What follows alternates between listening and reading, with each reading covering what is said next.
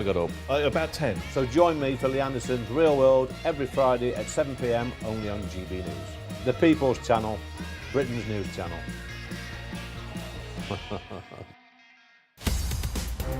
In the GB Newsroom, we bring you the news as it happens. With our team of dedicated journalists across the UK. We're ready to keep you up to date with what's happening every half an hour, every single day. Bulletins here on GB News. The People's Channel, Britain's news channel. I'm Bev Turner. Thank you for joining us on GB News, the People's Channel, Britain's news channel.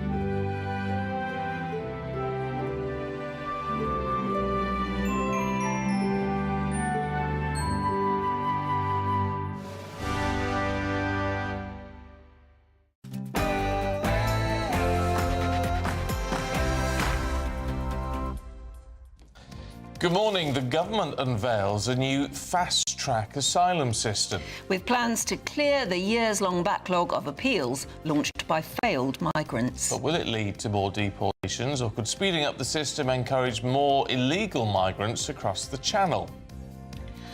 Hundreds of seriously ill children in Gaza will be brought to Britain in order to receive emergency medical care. A record number of people over 60 are referred to the government's anti-terrorism programme for holding what are being called extreme right-wing views. We'll debate whether being anti-immigration really amounts to a hate crime. And a new royal book promises to lift the veil of the trials and tribulations of Prince Andrew's fall from grace. We'll find out which royal the Duke is alleged to have exchanged punches with, allegedly. Good morning. The Wallaby whitewash turned into a washout as severe rainstorms in Sydney disrupted the British Airlines bid for a clean sweep of victories over Australia. And in F1, Lewis Hamilton calls his Hungarian Grand Prix qualifying performance just useless. Storm Floris is on the way as we go into Monday. Find out just how strong the winds will be where you are in your full forecast coming up. It's just gone 6 o'clock. I'm Stephen Dixon. And I'm Anne Diamond, and this is GB News Breakfast.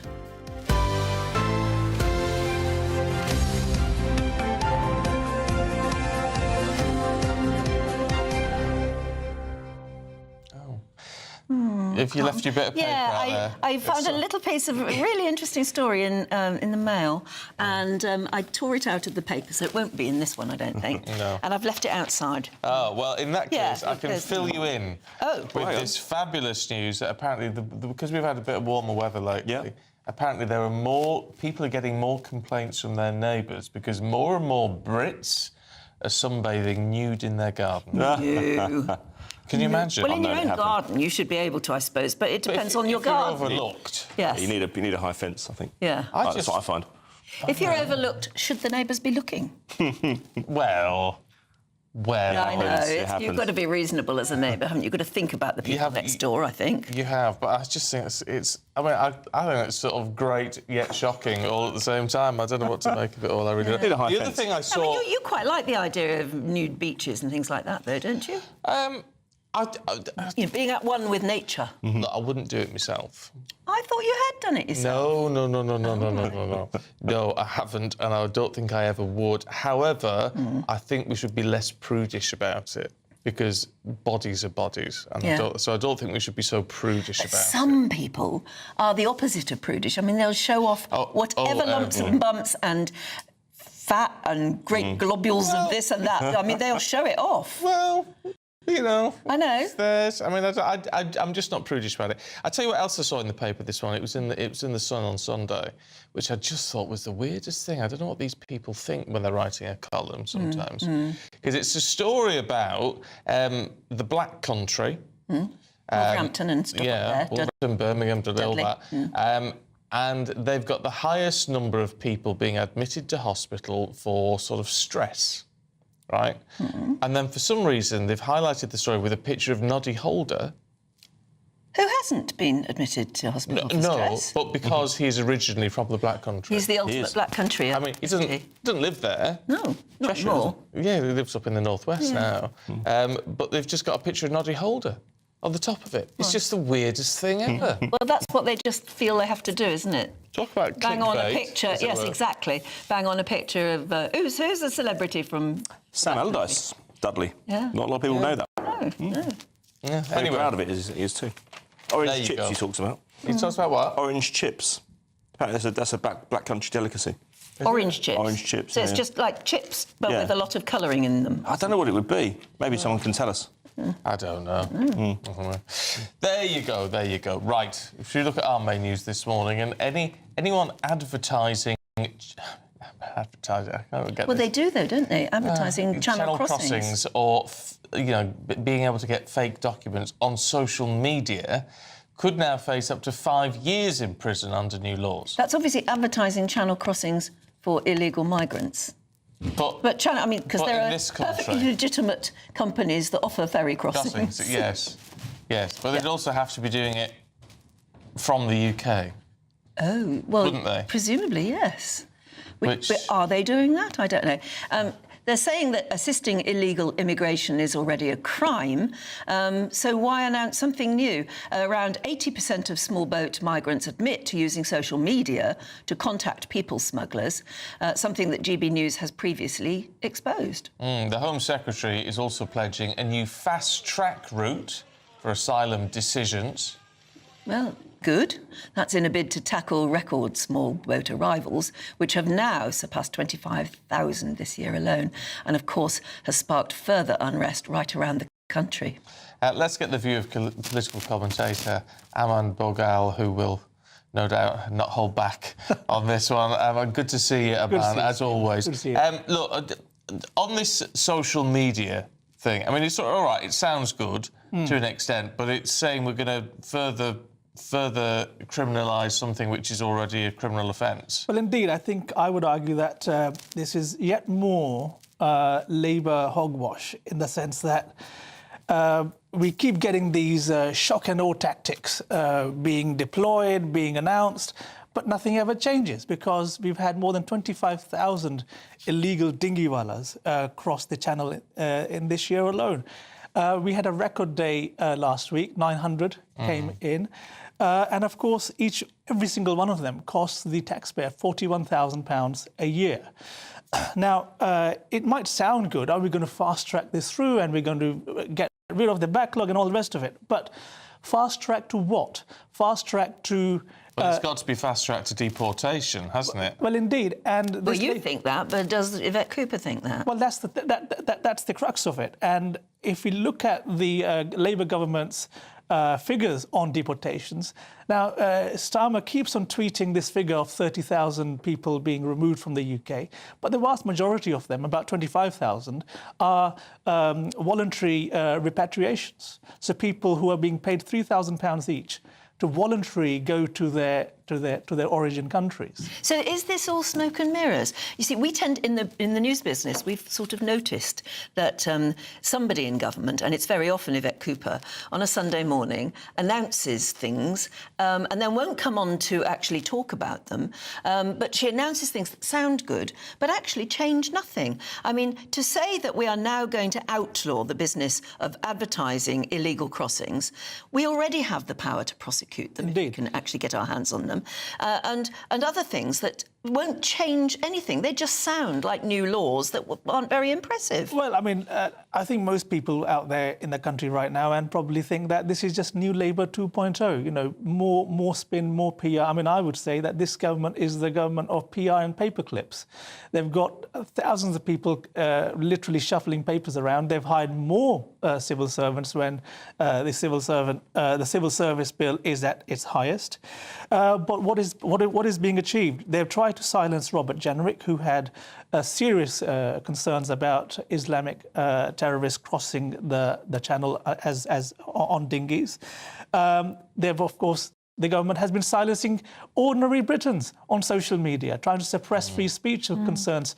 But look, the country right now is facing people out on the streets, mothers, parents out protesting, these migrant hotels which are being paid for by them to put up people that are a serious threat to their children and their local communities. We've seen that in Essex, we've seen that up north, we've seen that here in Canary Wharf. But this is what it boils down to. This government has not got a plan of how to deal with it. There's only one solution that will work. And that but it's interesting, is it, that we end up then criticising the government for saying we'll fast-track asylum claims, when one of the big problems that we've talked about for years is the fact it is taking so long to asylum claims. Well, so, I mean, they're going to say, well, what do you want us to do? If you're criticising us for taking too long and the last government for taking too long, and we speed it up and you criticise us, what are we meant to do? Well, the end result still stays the same. The government has, the Home Office, the great blob, has a record of granting around 75% of asylum applications. That's an alarmingly high number for people who end up going back to the same countries they're supposedly fleeing persecution from, especially some of the countries that are labelled safe by the same Home Office. So this is a fast track to ILR, which is indefinite leave to remain. It's a soft route to settlement. You pay 10,000 euros or dollars to organise crime to get into the country, and then you're fast-tracked to settlement for life. Now, that includes the right to claim social welfare, the right to claim benefits, the right to claim universal credit.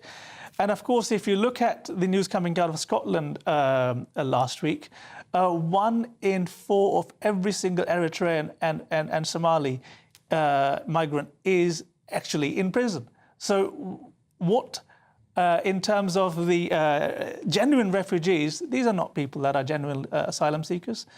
They're illegal economic migrants. And that's the crux of this problem. Until we break the whole modus operandi of these smuggling gangs, which is, look, if you land on the Kent coast, you're picked up in the middle of the channel, as our lifeboat service already does. You go and drop them back on the French coast. You certainly don't let them set foot on British soil. No, that's the point. Not. The minute they do that, they are entitled to human rights lawyers. We should never actually let them on the sand. No, indeed. And that's why the only solution is you pick every single one up and drop them back on the French coast. What are the French going to do? Are they going to go to war with us? Is that what Macron would do? The country has to show some guts. The leadership of this country has to show some political will. That's the only way to deal with this. I mean, there is it's not quite that argument, but there is an argument that the Conservatives are putting forward now, aren't they? That you know, if you arrive here illegally, you are one way or another deported and given. You were told you can never get asylum in this country. I mean, that is the deterrent that they talk about, whether that will be going via Rwanda or anywhere else. Well, Stephen, I think it all falls down to enforcement of these things. Already, if you get a rejection stamp for a visa in your passport when you apply for a British visa, you are put on a blacklist for 10 years already. So it's all about enforcement. Now, we've heard about people being allowed back into the country who have committed criminal offences in this country and have served prison sentences. So it's all about enforcement, tackling the activist judiciary, and, of course, the ECHR. Some people say that unless, look, the ECHR is not the problem. I would argue that ECHR is the problem because that is what is being weaponised by our activists. Isn't it true about the ECHR? We go on about it, but it's advisory. It's not law. We don't have to obey every single line of it, do we? Well, indeed. I mean, if you look at the Germans, if you look at the Greeks, if you look at the French even, they pick and choose what they want to apply. But the problem we have in our country is that we have many members of the judiciary who are activists, who are lefty activists, and they make no bone about it because that's exactly why they got into the profession in the first place. And so this has to be a three-pronged approach. You tackle the activist judiciary, you tackle the ECHR. I mean, let's be honest, we're the country who gave the world the Magna Carta. The ECHR, when it was formed, much of it was based on English common law. We don't need a foreign institution to tell us how to guarantee our human rights. And the other thing is when you talk to people or you hear conversations about this, not that it may be legal to actually have conversations about this anymore, I don't know where we're going to come to, but when you hear people talking about this, a lot of people vent their frustration at me saying, we have a navy. Why don't we just put the navy in the channel? We have that's a Royal Navy. That's what Nigel Farage has said in the past, isn't it? Deploy the Navy. I know it's not particularly practical, I don't think. Why not? Well, it is, I would argue, Stephen. You need the political will here again. The Australians did it with their dinghy rivals from Indonesia. Yes, a much larger sea between Indonesia and Australia, but nevertheless, if we are picking up these people on our lifeboats, bringing them in by the Coast Guard onto our coast, well, they can easily be taking them back to the French coast. We need political guts and the political will to do it. Now, that only needs to happen, literally, for a week, and the whole business model goes out of shape. And let's also not forget the geopolitics of this. If you go into sub-Saharan Africa, you will have large amounts of Russian mercenaries pushing people through, literally putting them on trucks and selling them a dream that, look, we'll get you to Libya, we'll get you to Morocco, we'll get you to Algeria, and from there, it's just a hop, skip and jump to Lampedusa and to Spain and then onwards to England. So, again, where is the geopolitical noose within Westminster dealing with all of this? It's all well and wonderful to... Our politicians are too frightened to take the big decisions on this. Well, a lot of them are too frightened and a lot of them just are too indifferent and a lot of them just do not have a clue. I mean, the interesting thing with all of this, and I'll just point out, Aman, there are lots and lots of people messaging in at the moment, giving you a thumbs up. Oh, well. Which doesn't surprise me. But the point is, even people who perhaps just a few short years ago would have said, well, my politics are very centrist. I'm even, verging on the liberal or whatever it may be. That people are fed up now because it's reached a point now where it's just gone beyond what people can take, and actually it feels like it's gone beyond what the country can take. Indeed, look, I would argue, Stephen, that the Overton window has shifted for one very simple reason. Britain has always been a very warm-hearted and welcoming country. You know, this is a country that has punched above its weight to help those in genuine need for a very long time.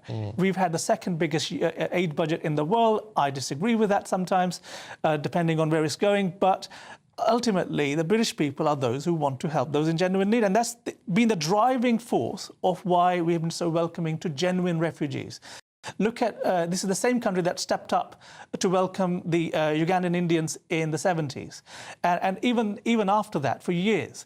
But this is really taking the mick. These are not people, these are legal economic migrants helped across by serious organised crime in tandem working with these elite establishments in this country. And it's not just taking the mick, it's overwhelming our systems. Well, indeed. I mean, we literally cannot That's cope. the problem. Well, it's £10 million a day to just house and feed people. But what really gets people's goat is the fact that these are people who have been not just housed and fed in four-star hotel and luxury, but also given an opportunity to jump the queue in the NHS, free driving lessons and all the rest of it. It just isn't British. Yeah, all right. Look, we've got to leave it there, but we are talking to you a little bit later on. Thanks very much indeed. And keep your comments coming in, as ever. 16 minutes past 6 already. Let's take a look at the weather with Tom Morgan.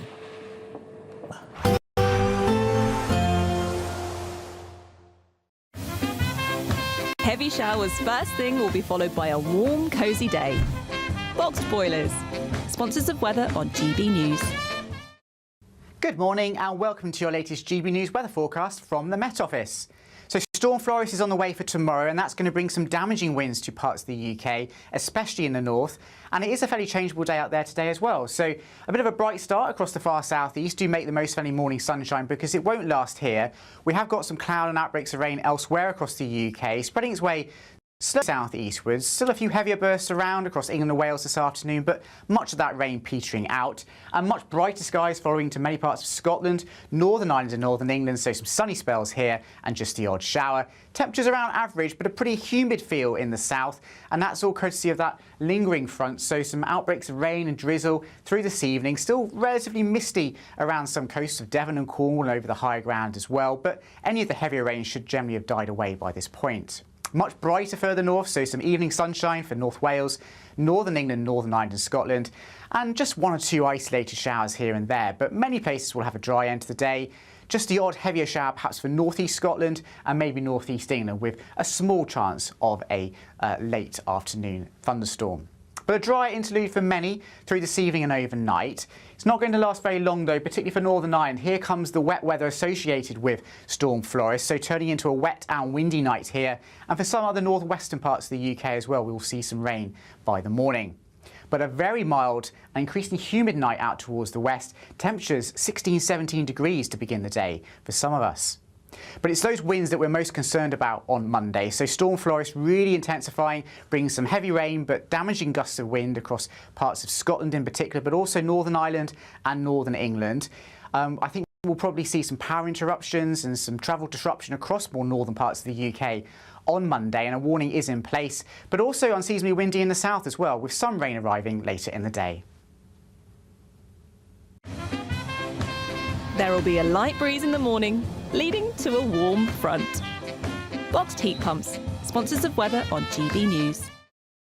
At 6:19, the UK government is preparing to evacuate up to 300 seriously ill and injured children from Gaza for NHS treatment. It's a new plan expected to be announced soon. Over 100 MPs have backed it. Labour says the initiative reflects Britain's urgent moral duty as a number of Gazans facing starvation rises.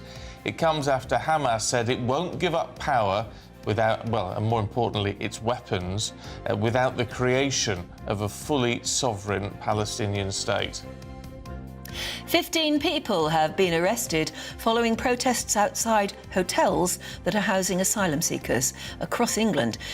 Clashes between anti-migrant groups and counter-demonstrators have taken place in London, Newcastle and Manchester.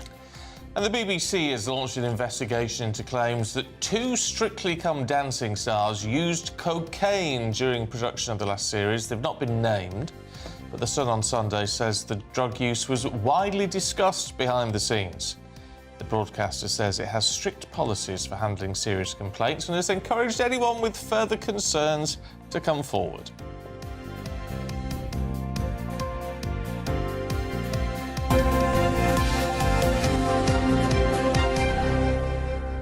Right, are you a fubber? Sorry, a what? Not a fibber, but a fubber. I don't know. Apparently, fubbing is putting marriages at risk. Oh. Fubbing is being on your phone while your loved one is trying to talk to you. And you're talking to them, you go, I suppose it happens on occasion. And yes, I think we all find ourselves doing it a little bit. And then you have to stop yourself. But apparently it is now becoming such an irritant. It is a factor, ologists are finding, it is a factor in marriage breakdowns. Oh. They say it disrupts human intimacy by reducing face-to-face attention, emotional closeness and sexual desire. So there's evidence that fubbing is now playing a big part in the breakdown of marriage. So do not fub. No. I must say, I've found myself doing it while I'm having quite an important conversation. And then you have to stop. You realise what you're doing. Yeah, because you get lost in it. Yeah. You do get lost in it. Yeah, well, it's very good advice. Apart from anything else, it's blinking rude, isn't it? Yeah. It is rude. Well, I should be. Have you ever been to lunch with somebody where they're constantly, you're talking, you're eating and all the rest of it. You're having a nice lunch, except that there is a third person at the table and it's the phone. I once got told off for that, though, quite aggressively, because someone had had a drink and they were quite aggressive with me. Said, I can't believe you're on your phone. But it was this, which is actually my insulin pump. Are you sure, or is that an excuse? No, it really is. So I was actually working out how much insulin I needed for the dinner. All right. Oh, I see. And All right. they Well, had to go, I that's... can't believe you're texting during this. Well, that shut them up, didn't it? I'm not texting. No. Yeah. It does look like a phone, to be fair. But It does, yeah. There you I go. always thought you had two phones, but... No. Not a Sadly two-phone not. person. I'm not a two-phone person. Right, now here's your chance to live mortgage or rent-free for a year and also get a bonus £5,000 in your bank in the latest Great British Giveaway. And guess what? If you actually haven't got a mortgage or rent to pay, if you're lucky enough to be in that situation, you can still enter and you'd win £15,000. So it's worth taking part. It is. Here are all the details.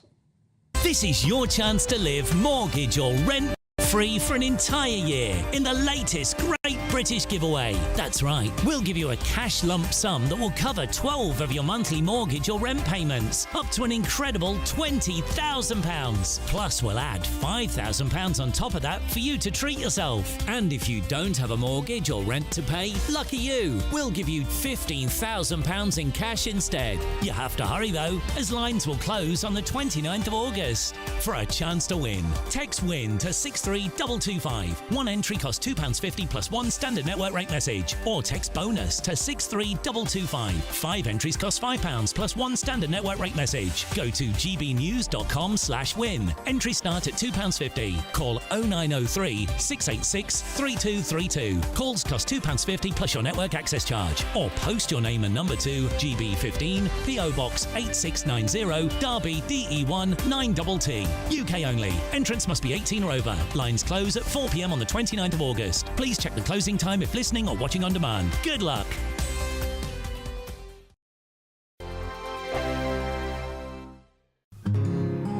This is our country, and we think it's amazing. From high tea to the high street, we love it all. Even the rain, we like that too. There's nowhere else we'd rather be. That's why we're here to be the fearless champion of Britain, its voices and its values. Because we are GB News, the People's Channel, Britain's news channel. You've read the headlines, you've heard what those in power have to say. How about now we actually get to the truth? They would pay attention. We go beyond the political theatre and tell you what's really going on behind the scenes. For a massive council tax hike, one of the biggest in the UK. Others follow their lines, but we go off script. You sound like a broken record. You say that week after week. Cutting through the narratives and giving you unique perspectives. That's Ben Leo tonight, Saturdays and Sundays from 9 p.m. on GB News, Britain's news channel. Hi, I'm Michelle Dewberry, and my show is your opportunity to cut through all the noise and dive in headfirst to some robust debates. Ideas clash. Situation, no, because the failure is you're deliberately avoiding my point. Nothing's held back. And if you think this is the end of it, wait for more. And we do not shy away from the difficult stuff. Sometimes I want to shake people and say, if only you understood. So join me on Jubes and Kerr weeknights at 6 p.m. only on GB News, Britain's news channel. It's Patrick Christie's Tonight, and here we do things differently. It's explaining the absolute madness of this, doesn't it? It's explosive. I mean, this is very good. It's lively. 850. Your government sat there, Sean, and it did nothing. It's controversial. And the Middle East has been in turmoil since before I was born. It's everything you need to kickstart your evening. Everyone's had their Weetabix tonight. I love to see it. That's Patrick Christie's Tonight, weeknights from 9 p.m. Only on GB News, the People's Channel, Britain's news channel. You want to know what's really going on in the corridors of power? Labour don't know what to do with you half the time, and that makes you quite lethal in the chamber. Get behind the headlines with Chopper's Political Podcast. Join me, Christopher Hope, as I sit down with the great and the good of British politics. We'll see where this ruling takes us. These are the stories shaping our nation. Chopper's Political Podcast, available now on all platforms. Listen in and stay ahead. Hi, I'm Michelle Dewberry, and my show is your opportunity to cut through all the noise and dive in headfirst to some robust debates. Ideas clash. Situation, because the failure is you're deliberately avoiding my point. Nothing's held back. And if you think this is the end of it, wait for more. And we do not shy away from the difficult stuff. Sometimes I want to shake people and say, if only you understood. So join me on Jubes and Kerr weeknights at 6 p.m. only on GB News, Britain's news channel. Yes, we did it. Thank you for making us Britain's #1 news channel. We couldn't have done it without you. Absolutely not. It is down to each and every single one of you who chooses to watch us, to listen to us, and to be a part of what we're trying to do. Thank you. This is just the beginning. Britain's #1 news channel.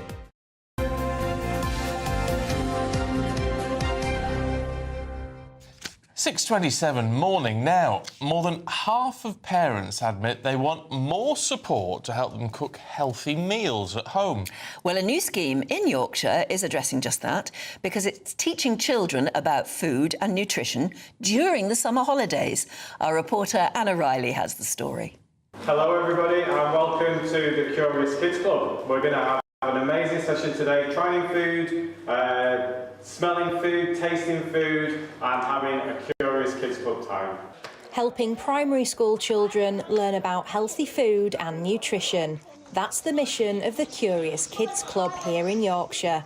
It's run by Rethink Food and lets youngsters try new recipes and flavours. It's just about connecting children and building confidence, so putting fresh, healthy, nutritious food into children's hands, give them the confidence to, you've seen, chop, peel, mix, mush, whatever it is in that safe environment, working alongside the peers through the structure of a facilitator. So it's about building that confidence, and then we see that some children at the start are nervous around tasting new things, trying new things, but they actually get more confident in the session, and by the end of it, we're seeing children that would be reluctant to eat healthy food, taking that step, eating it and enjoying that experience. The programme's in place after Deli Kitchen found a third of parents in Yorkshire find it easier and quicker to rely on fast food or ready meals. We did the research to basically understand the level of understanding of nutrition and healthy eating in the community. So we understood that 30% of people didn't really know how to make nutritious food. Of that, 60% said they loved cooking with their children and the excitement and the curiosity that children show around food, but they didn't really know as parents how they could educate and do this at home. So Rethink is core to this.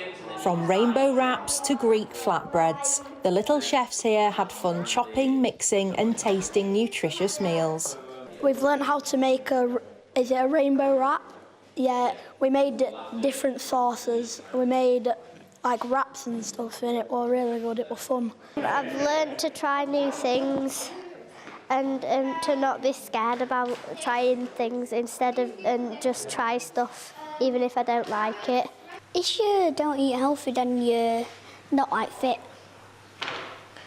And if you do, you're fit. While school doors are closed, these workshops are serving up support for parents, ensuring kids eat well while school dinners are off the menu. Anna Riley, GB News. Brilliant. It is. When my boys were little, we used to go to a Saturday morning cookery class at school. And you learn to make all those slightly old-fashioned things, like upside-down pineapple cake. Oh, I used to like that. They used to come home with pies, of fish pie and things like that. Old-fashioned, lovely, sort of almost nursery food type food. Yeah, traditional food. And they loved it. Kids, doesn't matter whether the boys or girls, kids love cooking. And you make it fun. And the nice thing is, if stuff like that, where they're making something and then eating it, so there's something about that. And you see they love it. They're having a great time. I think it's a really positive thing. And some schools, actually, they grow stuff as well, so that they learn about actually growing it, bringing it into the kitchen, making something with it, and then eating it. Oh, talking of which, how are your potatoes getting on? Exceptionally well. Terribly proud of them. Good. You have to build, as they grow bigger, you have to build up more and more soil around them so that they produce more tubers, and which are the potatoes, you see. And that's what you do. So that's what I was doing yesterday. I was building it up now. So they're still. Potatoes are brilliant. They produce such a lot of foliage at the top. I know. I'm very excited about it. No, I love it. I love it. You can't. I'm wondering what else could I grow, because I've got a third grow bag thing, vertical grow bag. What else could I grow? Not just potatoes. Well, I mean, tomatoes are an easy one. Yeah. Carrots, parsnips, stuff like that are great. Carrots aren't such... Well, they would be fun, actually, wouldn't they? Yeah, carrots are great. Fresh carrots are lovely. Nice raw carrots. But there is something wonderful about it. If you've learned it as a child, that's really good. How to grow stuff, then bring it into the kitchen, cook it, and then eat it. Eat it. Yeah. Perfect. Anyway, it's enough of us waffling on like a pair of fuddy-duddies, but it's great. Let us know, what have you been growing something? Are you trying to save money by growing it yourself? Well, it's a cheap... You see, it's what we did when we were kids, when Dad was out of work, and we grew all our own veg. And it's what the entire nation did during the war. Yeah. Exactly. There's a lot to be said for VJ Day coming up next week. And I didn't realise until I was looking at it that Americans have a different VJ Day than we do. Oh, do they? Yeah. They do it about 10 days later. And I don't yet know why, but it must be something to do with when America finally realised that the war really had come to an end. Yeah, I don't know. And they were still fighting out in the East. So, yeah, we have a different VJ Day from America. Beetroot is good to grow, says Tim in Devon. Yeah. But I've never cooked raw beetroot. Courgettes are easy, says... I'm not a fan of courgette. Oh, no, they've got beetroot, as you say, corned beef hash pie, very nice. Potatoes and cheese and lots of salt and pepper on the top. Oh, there you go. Your ideas are flooding in this morning. Keep it up. And while you do that, take a moment and enjoy the Daily Reflection. The GB News Daily Reflection. Hi, I'm Richard England, Vicar of Crofton Parish in the Church of England. You may have heard of the feeding of the 5,000, when Jesus fed 5,000 households with the equivalent of a Happy Meal. Well, in 2 of the 4 Gospels, there's also a miracle called the feeding of the 4,000, which is pretty awesome, but still comes in second place. In both miracle stories, Jesus took something small that was offered to him and turned it into something big. A child's lunch, a Happy Meal, fed 4,000 or 5,000 families. What these stories tell us is that when we put the little that we have in our lives into God's hands, He can use it for good in more ways than we can imagine. We might feel we don't have much to offer the world, but in God's hands, even a little can become a lot and make a difference we could never have imagined.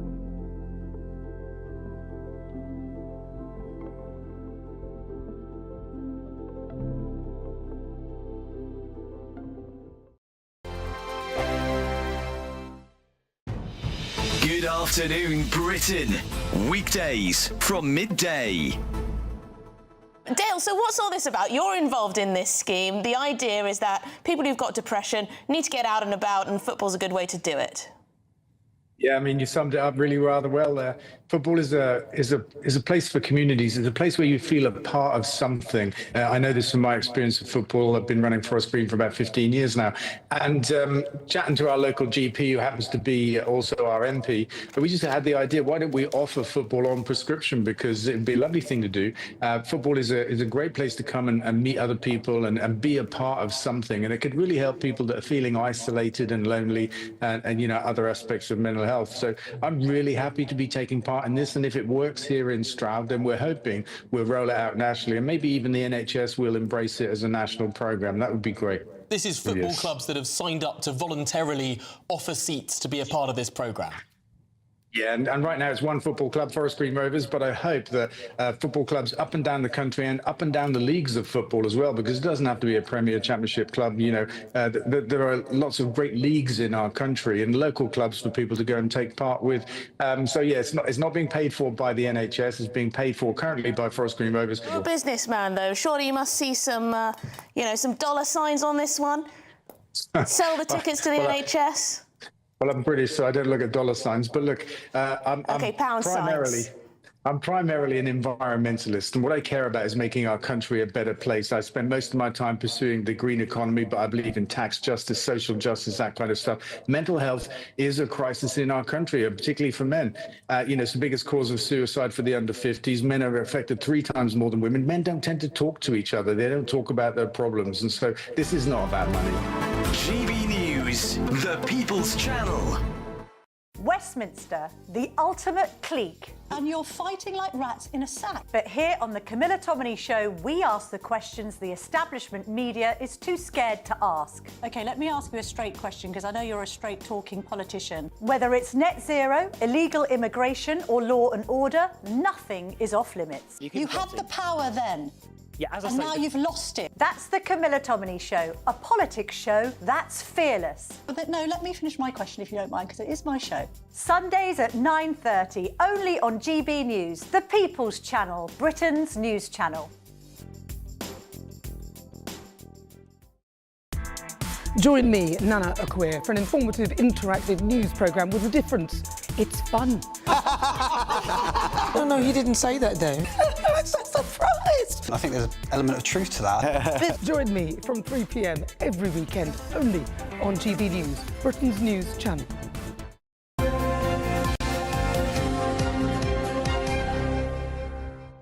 Aidan C with all the sports, 6:37. Good morning. Good morning to you both. Good to see you. Should we have a look at the British and Irish Lions? Yeah, look, they got the job done last week, didn't they, by winning the first two tests in the series, but they failed yesterday to get the clean sweep. Disappointing end to the tour, but the biggest story, in my view, was the fact that 3 minutes into the second half, these biblical storms engulfed the entirety of Sydney and forced a suspension of play for 37 minutes. Now, I spoke to someone yesterday, immediately after the match, who was actually in the stadium. He said that, you know, because he was in rows 1 to 19, he was told to duck for cover, basically, because the storm was just so wretched. And he got he and his wife, and they were doing their 60s, and they were so soaked through that eventually, just along with a lot of other people, they sacked it off and went back to the hotel. Exactly. And so it's 3 minutes into the second half. In terms of what that does for the play, and I mean, don't forget they just had a break at the half-time interval.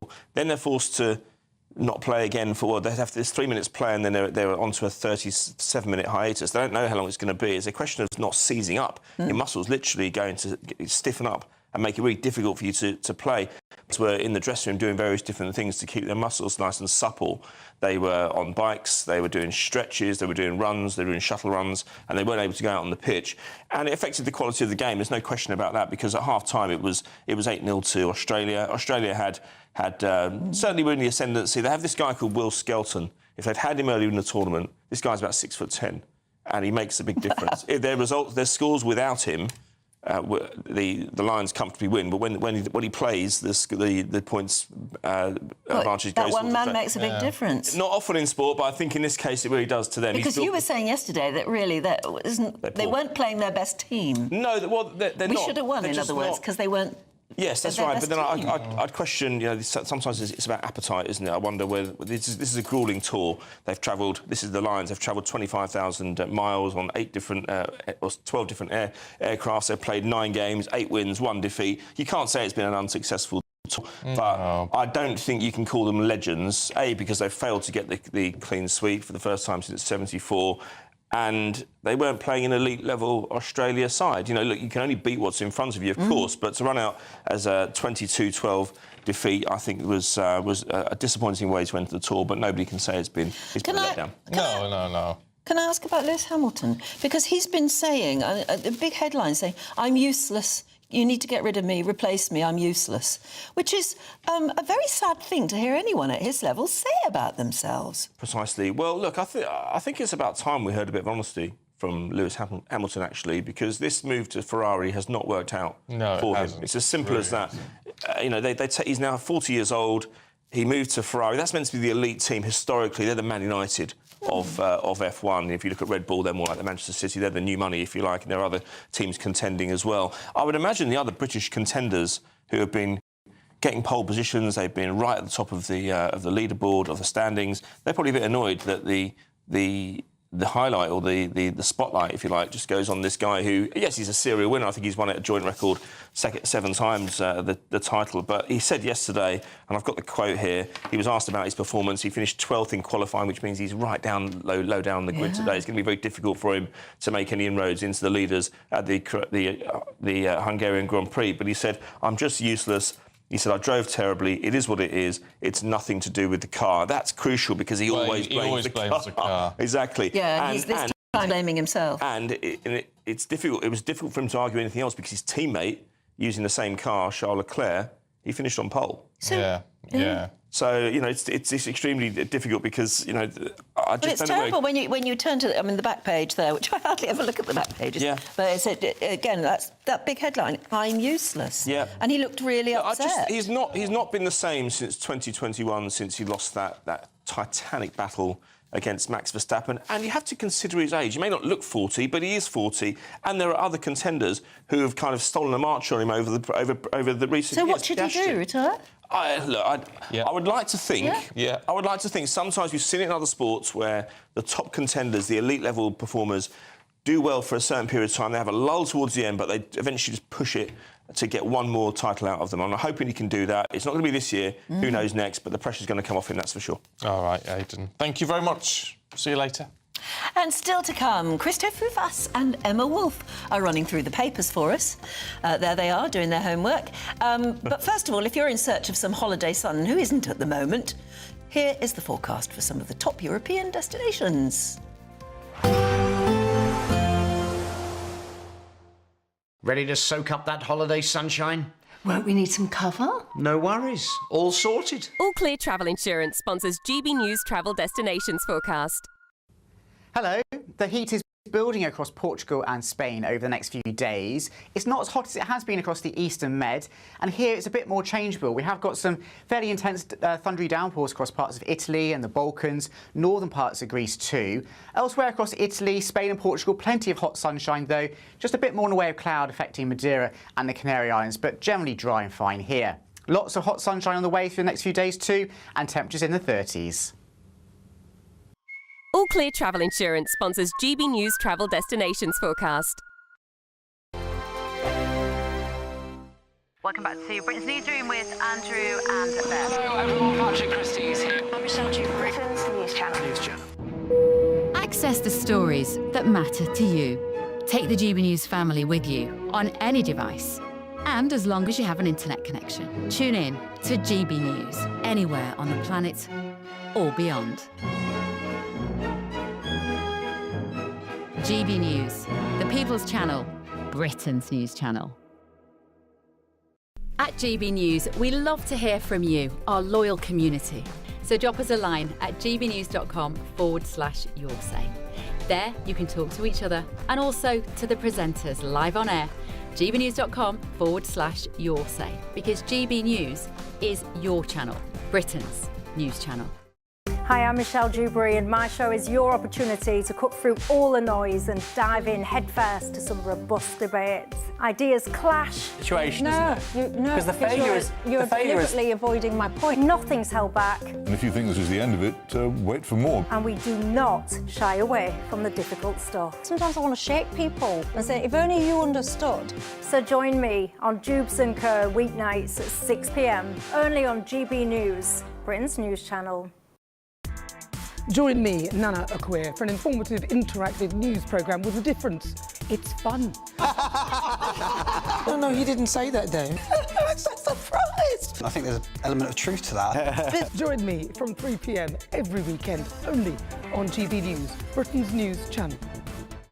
Good Afternoon Britain isn't just about us. The wonderful thing about this programme is it's about everyone watching. It's an interactive programme. Well, there absolutely is something to see here, and we're going to be talking about it more. Whether it's breaking royal news, please bring us up to date, or indeed a particularly punchy speech in the House of Commons. Very, very curious. We bring it to you live, and then we bring you live reaction as well. That's Good Afternoon Britain, weekdays from midday. Only on GB News, the People's Channel, Britain's news channel. Britain was once the envy of the world. But look around. A nation that no longer knows what it is or where it's going. A country that's broken. How do we fix Britain? How do we bring it back? Friday night with Matt Goodwin at 8 p.m. Only on GB News.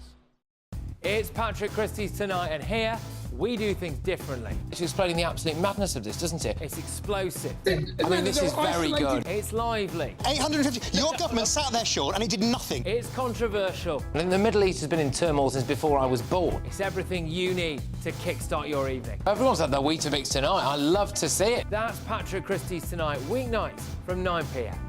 Only on GB News, the People's Channel, Britain's news channel.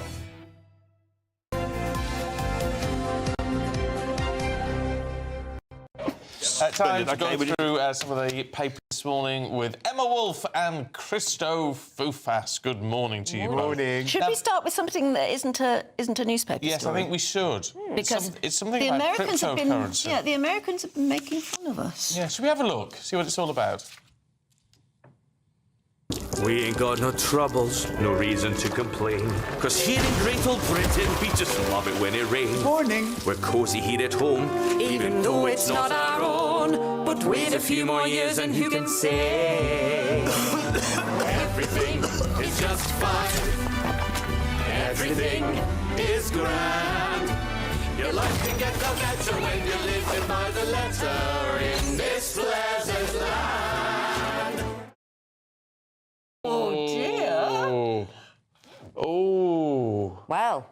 I have to say. So we live in a rat-infested paradise where everything rains and the roof falls in. Yeah, but everything is fine. We're all fine. Yeah. Everything's fine. All okay? fine. No one can afford their heating bills. Yeah, we can't afford to buy a house. We can't afford our heating bills. When sometimes people say, we're a laughing stock on the world stage, I think, no, we're not. I think people over-egg it as a point. And now? But Yeah, if that's what's going out on TV in the States, it worries me. And when Nigel Farage used to say Britain is broken, I always used to think, please don't say that, because it's so not true.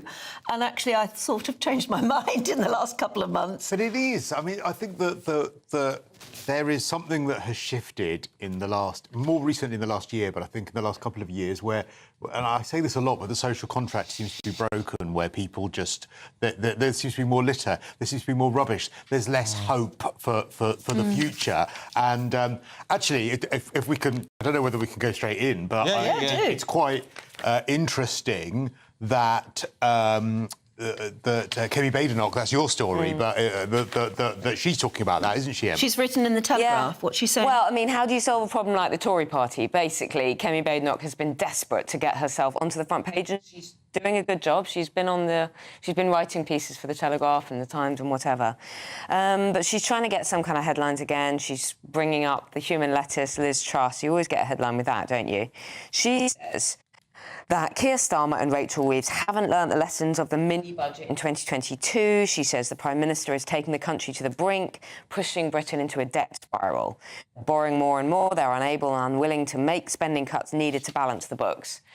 Liz Truss defenders are hitting back and saying, well, frankly, who are you to say that when you can't even get the Tory party back together?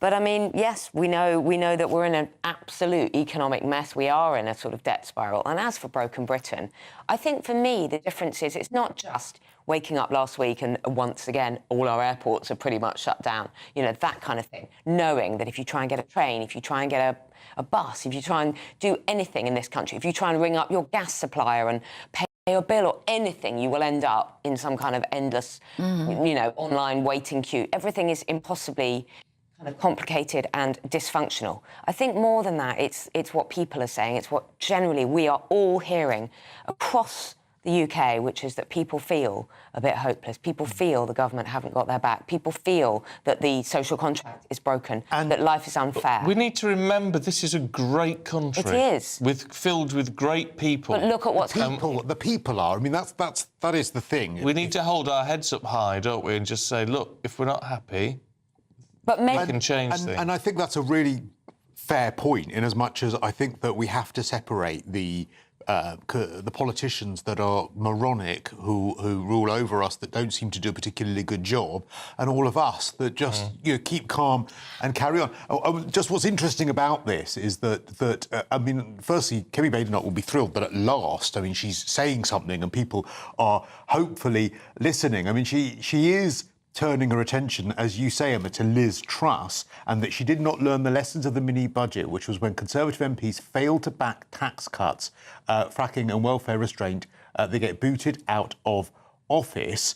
However, what is interesting about this point, and a bit depressing about it, is that I think it was last month we had the second highest borrowing on record since the UK began, and so we are in a real mess because we have a government now that is borrowing like mad, but has the backbenchers behind them who will not back any kind of spending restraint in order to justify that borrowing and to bring down those interest payments. Yeah. And so if we've got 3 more years of this... But we are. We know we're bankrupt. We know we've looked down the back of the stove. There's nothing. But there is money. There isn't money, but there is money. There is money, and I hate to say it, but there is money when we want to send billions abroad. There is money when we want to house legal or illegal foreigners in this country. There is money when they want it. They find it, but there isn't for our pensioners or for our children or for our disabled and vulnerable. The only mechanism they have left for that is us, taxpayers' money. And this is why a couple of weeks ago it was on all the front pages saying that Rachel Reeves has no choice. She is going to have to put up even more taxes for us because there are no more levers to pull. So you unpull the levers of sending billions abroad? That's a fair point, but they won't do that because, again, I don't think the people behind it will let her do that. I mean, this is the thing which a lot of people... No wonder she was in tears, sorry. Would not, under normal circumstances, want to have the most severe cuts. No. But we're reaching a point, as you say, where it's like, what other option have we got? But I don't even think it's that severe to say, actually, we're in an economic mess. For the moment, we're not going to send any more billions abroad. Obviously, we have a Prime Minister who's obsessed with every other country but our own. Yeah, well, that's a fair point, but it's going to have to be much more than that, isn't it? And it's going to have to be things like triple locks, and it's going to have to be things like disability benefits and all the rest of it, or at least removing people who are on the borderline with disability already benefits. Our state schools are on their knees. The hospitals, every winter we hear this, they're on their knees. Well, but that needs to be properly already public services. Have either of you ever felt so desperate about the state of Britain? I really feel pessimistic. Yeah, and angry. That's why when we say things like make Britain great again, we mean it because most people believe in Britain still, but we want it to be the way it was. So how do either of you view the next 4 years? How are we meant to get through until at least we can what fight state another will the general country election? be in by 2029? That's what worries me. And it's also an ideological shift that we seem to have had in recent years where we've moved from a country where your aspiration to do well and not pay massive taxes and want to work hard for your family and have a bit left over so you can go on holiday, that's seen as something that is wrong. If you want to send your children to private school, I didn't go to private school, but if you want to, fair play to you, well done. No, that's not allowed. It's all of that sort of stuff. Yeah. All right, you two. There we've got to leave it. Really good to see you. We'll catch up with you a little bit later depressed on. now, though. No, we'll be cheered up by the weather.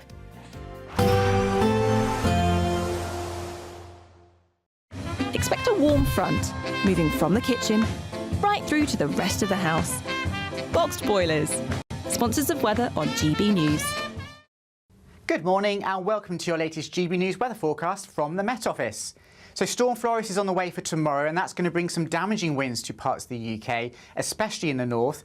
And it is a fairly changeable day out there today as well. So a bit of a bright start across the far southeast. Do make the most of any morning sunshine because it won't last here. We have got some cloud and outbreaks of rain elsewhere across the UK, spreading its way slowly southeastwards. Still a few heavier bursts around across England and Wales this afternoon, but much of that rain petering out. And much brighter skies following to many parts of Scotland, Northern Ireland and Northern England, so some sunny spells here and just the odd shower. Temperatures around average, but a pretty humid feel in the south, and that's all courtesy of that lingering front, so some outbreaks of rain and drizzle through this evening. Still relatively misty around some coasts of Devon and Cornwall and over the high ground as well, but any of the heavier rain should generally have died away by this point. Much brighter further north, so some evening sunshine for North Wales, Northern England, Northern Ireland and Scotland, and just one or two isolated showers here and there, but many places will have a dry end to the day. Just the odd heavier shower perhaps for North East Scotland and maybe North East England, with a small chance of a late afternoon thunderstorm. But a dry interlude for many through this evening and overnight. It's not going to last very long though, particularly for Northern Ireland. Here comes the wet weather associated with Storm Floris, so turning into a wet and windy night here. And for some other northwestern parts of the UK as well, we will see some rain by the morning. But a very mild and increasingly humid night out towards the west. Temperatures 16-17 degrees to begin the day for some of us. But it's those winds that we're most concerned about on Monday. So Storm Florence really intensifying, bringing some heavy rain but damaging gusts of wind across parts of Scotland in particular, but also Northern Ireland and Northern England. I think we'll probably see some power interruptions and some travel disruption across more northern parts of the UK on Monday, and a warning is in place, but also unseasonably windy in the south as well, with some rain arriving later in the day. A positive outlook through the night will power through to a bright day ahead. Boxed Home Battery Storage, sponsors of weather on GB News.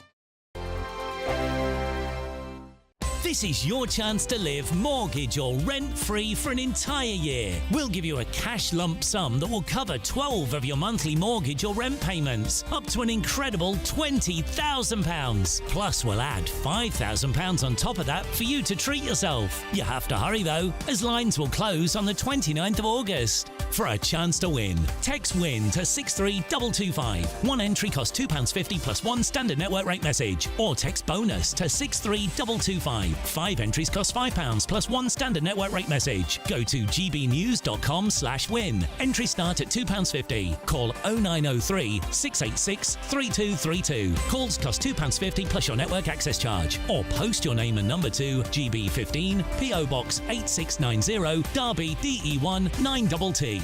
UK only. Entrance must be 18 or over. Lines close at 4 p.m. on the 29th of August. Please check the closing time if listening or watching on demand. Good luck. From the school run to the home run, watch a new show for all of Britain. So he can say whatever he wants. A straight talking show where all voices are heard. And, you know, when are we going to stop talking about smashing the gangs and actually do it? With the stories that matter from every part of our country. There's a bit of a crash landing there for your Chancellor. Bold, fearless and standing up for you. That's me, Martin Daubney, 3 p.m. till 6 p.m, weekdays, here only on GB News. The People's Channel, Britain's news channel. Westminster's full of talk, but out here, it's the real world. Am I allowed to talk then? No, that's it. This is where it matters, real people and real lives. That's what politics is all about. The fact has Trump made a good start? No. Straight answers, no spin, and just a couple of pints. How many fingers have I got up? About 10. So join me for Lee Anderson's Real World every Friday at 7 p.m, only on GB News. The People's Channel, Britain's news channel. At GB News, we love to hear from you, our loyal community. So drop us a line at gbnews.com/yoursay. There you can talk to each other and also to the presenters live on air.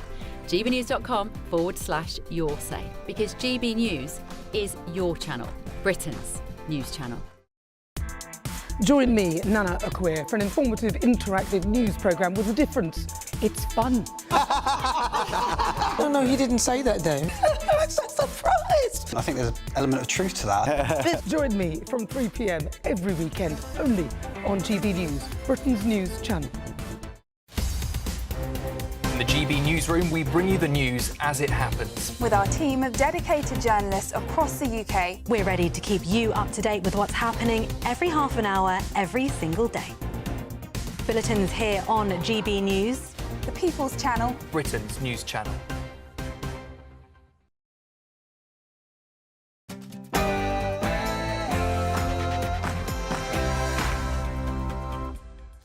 Good morning. The government unveils a new fast-track asylum system. With plans to clear the years-long backlog of appeals launched by failed migrants. Will it lead to more deportations, or would it actually speed up the system and encourage more illegal migrants to cross the channel? Hundreds of seriously ill children in Gaza will be brought to Britain in order to receive emergency medical care. A record number of people over 60 are being referred to the government's anti-terrorism programme because they are holding extreme right-wing views, so they're told. We'll debate whether being anti-immigration really amounts to a hate crime. And a new royal book promises to lift the veil of the trials and tribulations of Prince Andrew's fall from grace. The Wallaby whitewash turned into a washout as severe rainstorms in Sydney disrupted the British and Irish Lions' bid for a clean sweep of victories over Australia. And in F1, Lewis Hamilton calls his Hungarian Grand Prix qualifying performance just useless. Storm Floris is on the way as we go into Monday. Find out just how strong the winds will be where you are in your full forecast coming up. It's just gone 7 o'clock. I'm Stephen Dixon. And I'm Anne Diamond, and this is GB News Breakfast.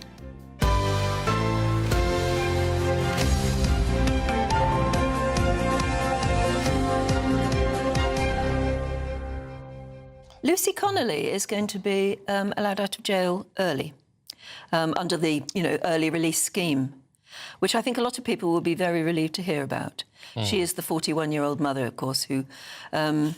she was found guilty of, and she pleaded guilty of inciting racial hatred by her very unfortunate tweets after the Southport murders. And a lot of people feel that being jailed for 31 months was just over the top. More than double the length, it says here, more than double the length of a sentence handed out to a small boat migrant who sexually assaulted an extremely vulnerable teenager in public. I mean, this is the problem that we've had with all this. We had a guest on a couple of days ago saying, well, no, she needed to be made an example of. And right, she did something wrong. She pleaded guilty to that. She apologised and took down the post as fast as possible. But she did something wrong. Fair enough. There should be a sanction for that. But prison for something like that? For 31 months, she's a mother. And never mind all that, the length of time, actually. Should she have gone to prison at all? Probably not. Community service, make amends in other ways. Is a prison sentence justified for something like this? And this is where people get angry, and I understand why. The sort of awful irony of the situation as well is that under the early release scheme, much worse offenders, in many people's views, were released so that she could actually have the cell, if you like. Anyway, she is going to be released early. We don't know exactly what date. She's been invited to attend a Westminster debate in Westminster as a special guest of the ex-Reform UK MP, Rupert Lowe. And the petition has started this debate. As the wording is, we believe imprisoning individuals for posts on social media sets a dangerous precedent and raises wider questions about the freedom of expression. That's what they'll be debating in Parliament. I wonder if she'll go. I just think it's... maybe she just wants... Sorry, I'll just read on. This is from the GB News website, so you can read it for yourself. After consulting Connolly's family, Lowe said he was pleased to confirm that she would be in attendance as a guest of honour. Well, she's got some points to make now. It just sits very badly with the British people, I think, that she got the sentence that she got. I would have thought community service would have been more than appropriate. Absolutely. For that, especially as she pleaded guilty. Well, we're going to be debating the same subject in this half hour, I think, aren't we? About whether voicing your concerns about particularly immigration, and you wonder whether it's going to be extended to voicing any sort of criticism of this government at all, is going to become a hate crime. Well, this is because 127 over 60s in this country have been flagged to the anti-terrorism prevent programme. 43 were listed as holding extreme right-wing beliefs, right? Which whose view? Well, the claim is that it includes cultural nationalism and white supremacism, right? Well, there's an issue with that. There is an issue with that.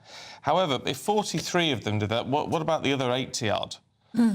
Why are they being put on the prevent programme? Which is to stop people becoming terrorists. And I just wonder if over 60, you get to the age where you feel you have a right to express your view, which we all do because we believe in freedom of speech in this country. But maybe you do a bit more vociferously if you're over 60 and a bit confident of your own views. Yeah, it's worrying. And maybe you also remember this country differently. Anyway, we're debating that 7:20 this morning, so send us your views now, gbnews.com/yoursay.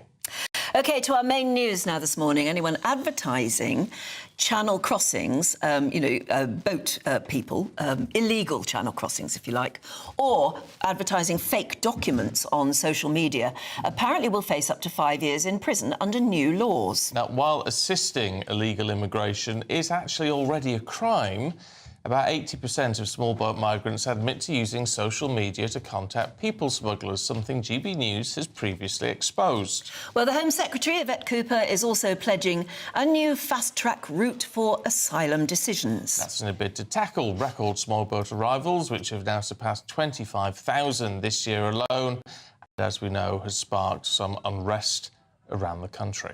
Well, let's get the view of political commentator Aman Bergal, who joins us again this morning. Yes. Your thoughts first on Lucy Connolly? Look, I think the British people would say, police our streets, not our tweets. And I think I was at one of the hearings at the old High Court for Lucy a few months ago. And I think she's been made a political prisoner as an example by this leftist establishment. And it really sort of is an indictment of everything that's gone wrong in our country over the last 3 decades under this sort of Blairite orthodoxy, where you're put in prison for 31 months for a tweet as misguided as it might have been, which was then deleted, probably seen by half a dozen people, which led to nothing of any consequence. And yet, as Stephen said earlier, people who've committed actual, real, heinous crimes have been given sentences half the time. What she did was against the law, right? Which she admitted. So there should be a penalty for that. But a custodial penalty, I mean, to anyone seemed over the top. Well, more than over the top, I think it was certainly a case of the establishment wanting to make a real example out of her, that people shouldn't dare vent their anger and views at what they're seeing going on around their communities. And as you were saying, and I think a lot of the older generation have probably seen the country, certainly I reminisce a lot about the 90s, growing up as a teenager. And it's a very different place. I wrote a piece for GB News a couple of days ago about the changes that have come across in London from the 90s onwards, and the complete demographic shift we've seen. But you know what? It's not just about the demographics, it's also about the change in culture. See, that's interesting with you saying that, because a lot of people, I mean, from not that long ago, would point to you and say, we're seeing a big demographic shift. A man living, on our street. What's happening to Britain? Well, I would say, Stephen, that when I first came to England back in '92 as a young boy, the ethnic minority population was about 5%. Now, integrating, 10,000 net migrants a year is far easier than integrating 1 million. Now, I spoke just 2 words of English on day 1 of primary school, but the school had enough resources for 2 children to be given additional English language classes and integrate. But they don't for half the school not being able to speak English. You see, the integration is the interesting side of this, because how much do you think... Because we do end up with these areas, particularly in big cities, where you have a community where they don't seem to integrate at all. Oh, watch my language, because you do worry about how you're perceived. Yeah. But actually, how important is it for people to maintain their own culture from wherever they're from, compared to just integrating into British culture? Well, I think it is always a balance, in the sense that, look, if you want to make Britain your home, then surely you want to call this place not just your home, but also where you want to raise your family and your children and make a future for yourself. And that can only come through if you can get along with your neighbours, if you can understand the nuances of our national culture and respect our civilizational inheritance and heritage. That's the only way that you can be a national and not a resident. And that's the difference, I think, that a lot of people are coming into this country as illegal economic migrants, and they're not wanting to make this place their home. I would say that when my grandfather first came to England in 1959, he had a certain affinity, and that generation had an affinity with Old Blighty, which is, in fact, the word itself is a take on a Hindi word, Vilayat. So, and hence it got translated as Blighty. Now, they had this affinity that they wanted to make a good life. I get the sense that a lot of economic migrants coming in this generation and today just want to be here for a good time. And that's the big difference between people wanting to integrate back in the 50s and 60s until the 90s. I mean, let's not forget, when my grandfather first came here, he was a carpenter. He helped rebuild a lot of post-World War II South London, as did other people of his generation, came in and really mucked in and played their part. But you know what? He never lost his heritage in terms of his identity as a Sikh. He was one of the only 3 turban-wearing Sikhs in the whole of Bexley at the time. But you know what? He had a lot of respect from his colleagues within the building industry, because a lot of them have served in India, had served and knew who he was as a person. So I think, look, you can teach your children as someone of ethnic minority origins your mother tongues at home, but English, right? English is what unites us as a nation. National unity is our strength, not diversity. Yes, I'm a big believer in pluralism. Multiculturalism has failed, because if you all go off and do your own thing, then, well, where's the nation in that? Yeah. But pluralism, that, look, you're British first, but you can celebrate your heritage and your culture and your background after that, I think is the way to go.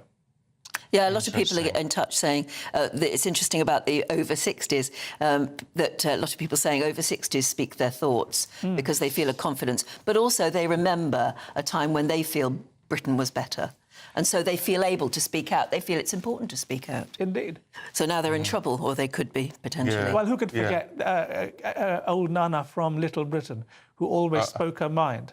But again, I guess she would be put on the prevent list by now. Yeah. Yeah, probably. Well, that's the sound of it, and it's not a very nice sound, is it? No. Look, really good to see you this morning, and thanks. I know we went a bit off-piste with that, but I think it's an interesting perspective. Yes, it well, I think it feeds into the other big story of the day, which is about the supposed fake crackdown on people advertising for...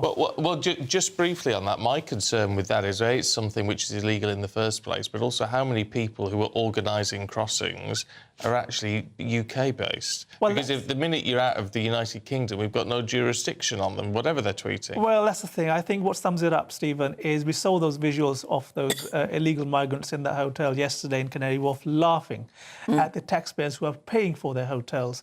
And I'm sure the organised crime syndicates are laughing at the Refugees Welcome Home Secretary and the Ilivaker Prime Minister trying to con us all once again by selling us a pup on this. It won't change until it changes. Okay. But quite a few people saying if anyone is arrested for advertising channel crossings or anything like that, if anyone is arrested and sent to jail, I'll eat my hat. We will see if that really happens. Interesting. You've got to be careful, because Pixie's been in touch. I've just caught this. She just says, Stephen agrees with chopping the triple lock, yet we give money away left, right and centre across the world. I just said it might be an option. But I also think under these circumstances, I mean, foreign aid, I think, probably has to go. Caroline says, will Lucy be made to sign a gagging order? Don't think they can. I don't think they can. Don't think they can. No. Well, she'll certainly have to use a VPN to tweet now. Well, yeah, but would that protect her? She'll be very... It's that thing where you're very... I mean, even, you feel very... Even in this job, you feel very, very careful about what you actually say. Yeah. Yes, William says, the moment anybody gets 5 years for selling documents to illegal immigrants, I'll eat my hat. Stand by. We will make you eat your hat if necessary, but, I don't think there's much danger.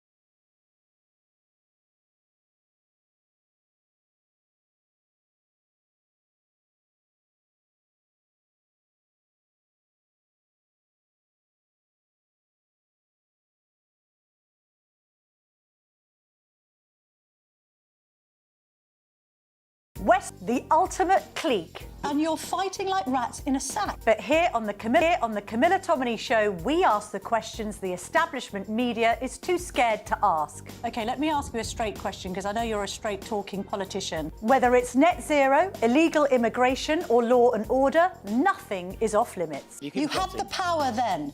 Yeah, as I And say, now you've lost it. That's the Camilla Tominey Show, a politics show that's fearless. But no, let me finish my question if you don't mind, because it is my show. Sundays at 9:30, only on GB News, the People's Channel, Britain's news channel. Good afternoon, Britain. Weekdays from midday. Now, the National Memorial to Queen Elizabeth II will include a new bridge in St James's Park, designed by Norman Foster. Yes, the translucent bridge will be inspired by the tiara the Queen wore on her wedding day. But let's get more now from St James's Park with our royal correspondent, Cameron Walker. Cameron, what's the memorial going to be like? Good afternoon, Tom and Emily. Yes, the wait is finally over. We have the final design from the renowned architect Lord Foster, who famously once criticised the King for his views on architecture. But of course, today it's all about honouring Queen Elizabeth II and her legacy. On that theme, at Marlborough Gate, which is the big gate you see behind me, which overlooks the Mall, that's going to be renamed Queen Elizabeth II Place. And there is, according to the artist impression, going to be a big statue of Queen Elizabeth II riding a horse overlooking the Mall. Of course, incredibly poignant because she had a deep love of all things equine. Incredibly poignant, of course, as well, significant a love between Prince Philip and the late Queen. It's going to apparently, according to the architect, or hinted by the architect, light up at night as well, which is meant to symbolise all the diamonds that were part of that tiara. And the Queen famously also gave it to her granddaughter, loaned it to her granddaughter, Princess Beatrice, for her wedding in 2020. And then we come to the final part of St James's Park's Queen Elizabeth II's memorial, and that is going to be right here at the other end of the park, overlooking Birdcage Walk, going to be renamed Prince Philip Gates, because a new statue of Queen Elizabeth II and Prince Philip is going to be erected at the other side of St James's Park. It's meant to be them, according to the artist's impressions, in their younger years. GB News, the People's Channel. In the GB Newsroom, we bring you the news as it happens. With our team of dedicated journalists across the UK. We're ready to keep you up to date with what's happening every half an hour, every single day. Bulletins here on GB News, the People's Channel, Britain's news channel. Good afternoon, Britain. Weekdays from midday. Now, the National Memorial to Queen Elizabeth II will include a new bridge in St James's Park, designed by Norman Foster. Yes, the translucent bridge will be inspired by the tiara the Queen wore on her wedding day. But let's get more now from St James's Park with our royal correspondent, Cameron Walker. Cameron, what's the memorial going to be like? Good afternoon, Tom and Emily. Yes, the wait is finally over. We have the final design from the renowned architect Lord Foster, who famously once criticised the King for his views on architecture. But of course, today it's all about honouring Queen Elizabeth II and her legacy. On that theme, at Marlborough Gate, which is the big gate you see behind me, which overlooks the Mall, that's going to be renamed Queen Elizabeth II Place. And there is, according to the artist's impression, going to be a big statue of Queen Elizabeth II riding a horse overlooking the Mall. Of course, incredibly poignant because she had a deep love of all things equine. Incredibly poignant, of course, as well, significant a love between Prince Philip and the late Queen. It's going to apparently, according to the architect, or hinted by the architect, light up at night as well, which is meant to symbolise all the diamonds that were part of that tiara. And the Queen famously also gave it to her granddaughter, loaned it to her granddaughter, Princess Beatrice, for her wedding in 2020. And then we come to the final part of St James's Park's Queen Elizabeth II's memorial, and that is going to be right here at the other end of the park, overlooking Birdcage Walk, going to be renamed Prince Philip Gates, because a new statue of Queen Elizabeth II and Prince Philip is going to be erected at the other side of St James's Park. It's meant to be them, according to the artist's impressions, in their younger years. GB News, the People's Channel. GB News Breakfast, every day from 6 a.m. Despite what Donald Trump's saying about ceasefires and whatever, reports have been coming out overnight about continuing missile attacks. Well, British expat David Mason was caught up in those missile attacks on Friday when he and his son barely escaped with their lives after an Iranian missile exploded next to them in a bombing raid in northern Israel. Let's speak to David, because David joins us now from his hospital bed, actually, to tell us about this terrifying ordeal. David, how are you? I'm alive. I'm alive. That's one thing. Yeah. I'm alive. How bad was it? A close call, was it?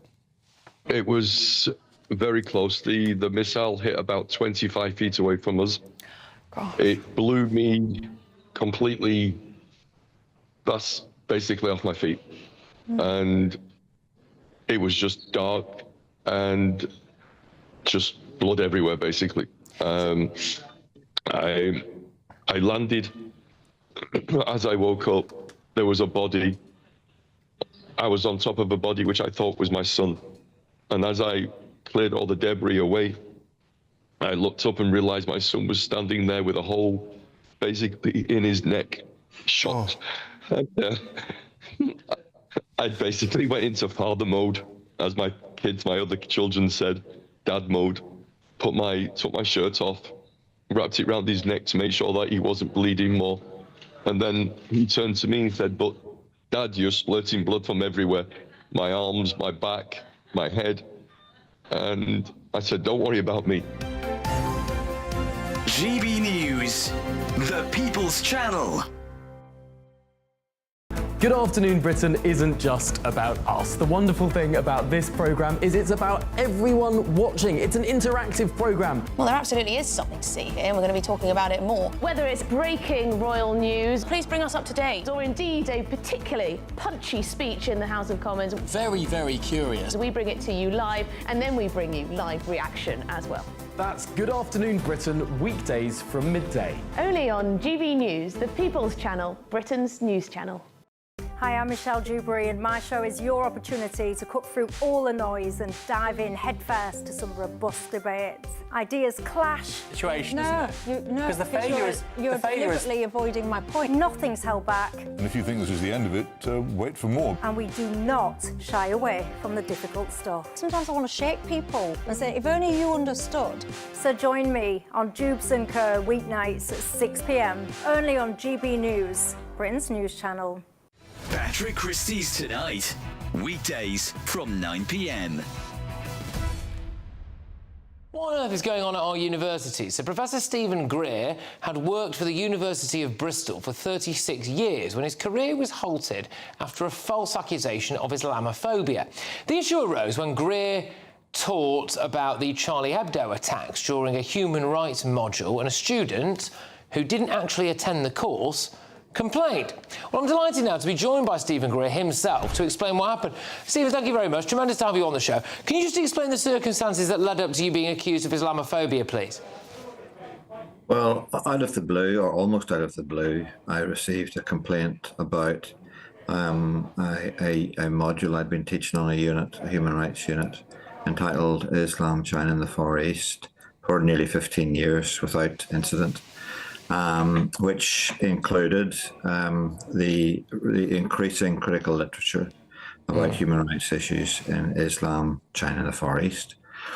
And my principally, as I said, the principal complaint, it did include a complaint about Charlie Hebdo, but the principal complaint was about the fact that I had referred students to the authoritative academic literature. And the student who complained was the president of BRISOC, the University of Bristol Islamic Society, who was a medical student who'd not attended any of the course himself, and he claimed to be acting on behalf of anonymous students. And there were all kinds of other procedural irregularities in the complaint, but the university decided to entertain it anyway. Okay. And I was exonerated after a 5-month inquiry. Then the university said, well, they were publicly announced. They took the module off the syllabus. GB News, the People's Channel. This is GB News, Britain's news channel. I'm especially glad to be joined by Mandy this morning. Mandy with me here. How are you finding the challenge so far, Mandy? It's all right so far because it's not too hot. Yeah, that's a tremendous relief. And you're a veteran yourself, but also a beneficiary of SAFA, Mandy. I am, yeah. I served 12 years in the Royal Air Force. And then SAFA supported myself and my son when my husband took his own life. Yeah, it's a tremendously sad story. Your husband, Chris, himself a veteran suffering from PTSD after a tour in Afghanistan. Yeah, I mean, he suffered for a long time. So in 21 years, he did 15 tours. I mean, the support we got, it wasn't just life-changing, it was life-saving, which was so important at the time. And SAFA, they were strong for me, which meant that I could be strong for our son. Yeah, and your son now 17, he must be so proud of his father's memory and your service as well. I think so. You know, we talk about his dad all the time, and it's very, very important that we keep his memory alive. So we're doing little things. So we've just got his name on a memorial wall at our local football club, which again is important because it shows Jamie that he'll always be remembered. So beautiful. I think our viewers and listeners will be so touched by that. And as you're completing this march today, these 10 miles, you just saw some of the cadets behind us now. What are you thinking about as you make that march? It's how many people come out to support the charity, which I think is so important, because without all our supporters, without our volunteers, you know, SAFA can't exist. And SAFA are there when people need them the most, and that needs to be able to continue. So without things like this and everyone supporting us, it won't. GB News, the People's Channel. Patrick Christie's Tonight, weekdays from 9 p.m. Are the Prince and Princess of Wales animal abusers? It's time now for the head-to-head. Well, Peter's at it again, this time aiming at the Prince and Princess of Wales for daring to breed their Cocker Spaniels. The animal rights activists say that the royal couple are, quote, out of touch and slam them for churning out a litter while rescue centres are overflowing. It comes after Kensington Palace released a photo of Prince William and dog Orla and her 3 puppies, snapped by Kate for his 43rd birthday. So, is it really cruel? Are the royals cruel for breeding their dogs? I'll go.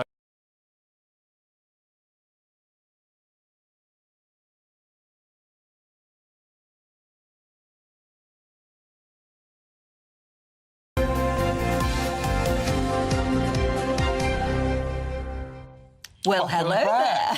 Hello! We honestly don't know why that happened, but yeah, suddenly we fell off air. It's technology, which has just gone slightly potty. I don't think, as many people have been saying, I don't think it's a political conspiracy. No.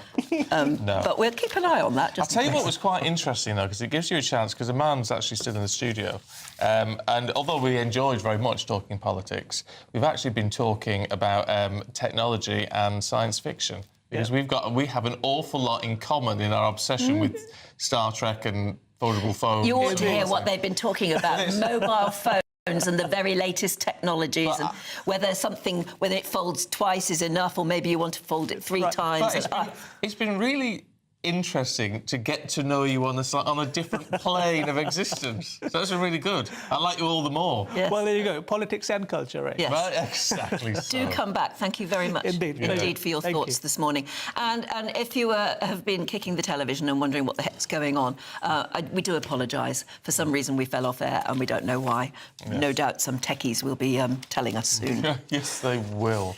In the meantime, someone who never falls off air is our sports guru, Aidan McGee. Good morning. Good morning, good morning. Can I say, British and Irish Lions, I mean, look, they've had a good run. However, what a disappointment they didn't get the clean sweep. Yeah, I know it is a disappointment. They were looking for some measure of invincibility. I think 74 was the last time it happened, but as I said yesterday, there were different sort of variables involved. It was, it wasn't the Irish element wasn't involved till 2001. There were different teams on the tour. When the series used to happen years ago, Stephen, they instead of playing 6 games against local opposition and 3 against Australia or whoever the hosts were at the time, there was something like 20 games. It was much more of an endurance test back then. Nonetheless, anyway, at half-time yesterday it was 8-0 to Australia. The players re-emerged after the interval, and 3 minutes in, they were disrupted by this biblical storm. It was absolutely incredible. The rain just lashed it down. Yeah, I mean, they have terrific and very frightening electrical storms. It's raised the question of whether it should be. I mean, you can't imagine, given that. I know it's not the administrative capital, but it's it's the big city in Australia that we think of, and it's right next to the water.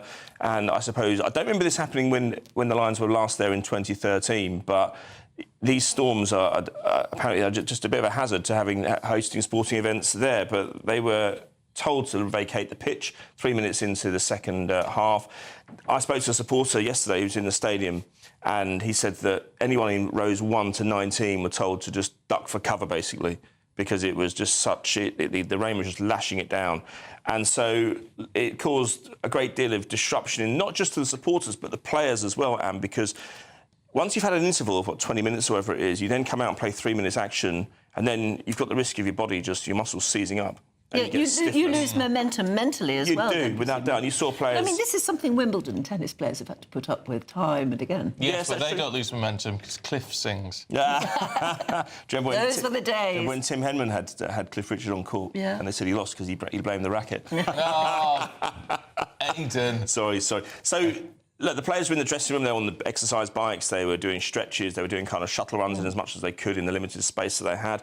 And when they came out after a 37-minute delay, the players came back out and the Lions were defeated by 22-12. Andy Farrell said he was proud of the players, the Lions coach. We think he'll probably be in line to coach the Lions again in 4 years' time, but I could sense the disappointment in his voice that they didn't quite complete the treble. But nobody can look back on the series and say that it was anything other than successful. The idea that, OK, you're playing against an Australia side, which isn't the elite Australia side, doesn't matter, you can only beat what's in front of you, and they got the job done. Yeah. Lewis Hamilton was useless in the Hungarian Grand Prix qualifying, says Lewis Hamilton. I mean, I think it's really upsetting. He normally blames the car, doesn't he? Well, What's going on? He's had a reputation of having a bit of an ego. Yes. That's clearly gone. Well, yeah, I mean, I'm sort of glad in a way, because if he's got his own failings, I'm glad he's acknowledging possibly a tacit acceptance that he may never return to the level that he was at maybe 5-10 years ago. Now, this is somebody who's won seven drivers' championships, joint record, I think, with Michael Schumacher. I think from his point of view, he wanted to get that 8th. He wanted to do it in the red of Ferrari. That was always the pinnacle, the legacy team within F1. And, I mean, he can't complain about the car because his teammate, Charles Leclerc, achieved pole. He's going to be on pole today for the Hungarian Grand Prix. And, look, time just catches up with everybody. He's 40 years old. He said, and he was honest enough yesterday to say, I wasn't good enough, I drove terribly, it is what it is, nobody can blame the car. And if you look at the other drivers who have been sneaking up on the radar in the last 4 years, I think that Verstappen defeat in 2021 did a lot to him mentally. And Piastri's up there. I mean, I think he's probably favourite now to win it. You've got George Russell, another Brit, Lando Norris. I think if you're a Brit as well and you're achieving what those two are achieving, those two young guys are achieving in recent years, you're probably quite annoyed that everyone else keeps getting the spotlight. Although, you know, there is an argument, we spoke about it this morning, Anne, didn't we, how one dominant person in a sport makes everybody else around them all the richer. Because people like to have a dominant person to be There are two arguments, aren't there? If you get a big star like that, he can eclipse all the others. Yes. But also, he is creating a market in which the others also get without doubt. We saw it with Tiger Woods in golf and in darts. Yeah, without doubt. I mean, you're seeing the world title. The world title is now worth £500,000. I mean, when I used to cover it 20 years ago, it was 100, I think it was. So it's £100? It's gone up a lot. There was me in my pre-diabetes days with a box of Quality Street covering it around Christmas in a porter cabin. It's come a long way since then. That's all what went wrong. But look, I mean, Lando Norris is in there, Charles Leclerc, Piastri, George Russell. Time just moves on, and at 40 years old, we have to accept that this, for this season anyway, this move to Ferrari has not worked out. But look, I've seen majors, really dominant competitors before have kind of lulls at the end of their career before hitting back one last time for one last bite. Tiger Woods did it, didn't he, when he won that major, and I think it was 2018, 2019. Federer did it as well when he came back and won a few slams in 2017, 18. So who knows? I don't want to write him off just yet. Life in the old dog, yeah. Well, you talking about me, or? Well, both, really. You're a lot older than Lewis Hamilton. OK, it's 7:35. Let's catch up with some of the other news stories coming in today. Well, the government is preparing to evacuate about 300 seriously ill and injured children from Gaza for NHS treatment under a new plan expected to be announced shortly. It's being backed by a lot of MPs. Labour says the initiative reflects Britain's urgent moral duty as the number of Gazans facing starvation rises. The announcement comes, though, after Hamas said it won't disarm without the creation of a fully sovereign Palestinian state. 15 people have been arrested following protests outside hotels that are housing asylum seekers across England. Clashes between anti-migrant groups and counter-demonstrators took place in London, Newcastle and Manchester. And the BBC's launched an investigation into claims that two Strictly stars used cocaine during the show's production. They've not been named, but The Sun on Sunday says drug use was widely discussed behind the scenes. The broadcaster has hit back, saying it's got strict policies for handling serious complaints and encourages people to come forward.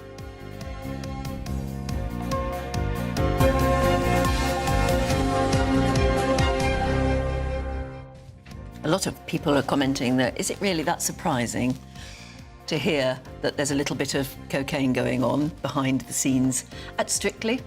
Or any big showbiz event. Show like that. Yeah. I mean, it's the way of the world, It probably sadly. is. I've got to say, I do not agree with it. It's not something I have ever done. Me either. However, it's hardly uncommon. I mean, I'm not saying it's right, and I'm not saying they shouldn't investigate, but it's hardly a But sort of it's not shocking headline. Absolutely. Anyway. Don't be shocked. Anyway, still to come, Christo Fufas and Emma Wolf are running through the papers with us. First of all, though, if you're in search of some holiday sun, here's the forecast for some of the top European destinations. Can't wait to get in that sea. Lovely and warm. Just like the feeling of having great travel insurance. All Clear Travel Insurance sponsors GB News Travel Destinations Forecast. Hello. The heat is building across Portugal and Spain over the next few days. It's not as hot as it has been across the Eastern Med, and here it's a bit more changeable. We have got some fairly intense thundery downpours across parts of Italy and the Balkans, northern parts of Greece too. Elsewhere across Italy, Spain and Portugal, plenty of hot sunshine though, just a bit more in the way of cloud affecting Madeira and the Canary Islands, but generally dry and fine here. Lots of hot sunshine on the way through the next few days too, and temperatures in the 30s. All Clear Travel Insurance sponsors GB News Travel Destinations Forecast. At GB News, we love to hear from you, our loyal community. So drop us a line at gbnews.com/yoursay. There you can talk to each other and also to the presenters live on air. gbnews.com/yoursay, because GB News is your channel, Britain's news channel. This is GB News, Britain's news channel. I'm especially glad to be joined by Mandy this morning. Mandy with me here. How are you finding the challenge so far, Mandy? It's all right so far because it's not too hot. Yeah, that's a tremendous relief. And you're a veteran yourself, but also a beneficiary of SAFA, Mandy. I am, yeah. I served 12 years in the Royal Air Force. And then SAFA supported myself and my son when my husband took his own life. Yeah, it's a tremendously sad story. Your husband, Chris, himself a veteran suffering from PTSD after a tour in Afghanistan.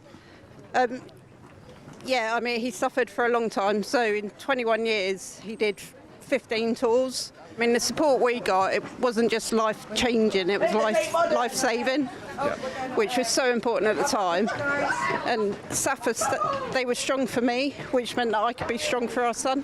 Yeah. And your son now, 17, he must be so proud of his father's memory and your service as well.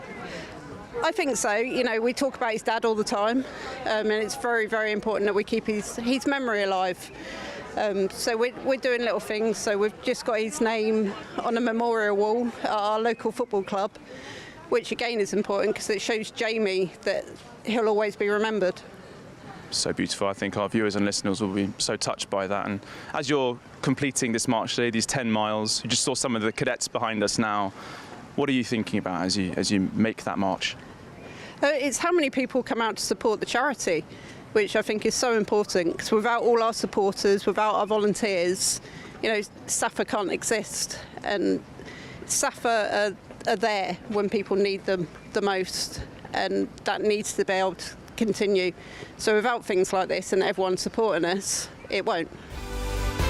GB News, the People's Channel.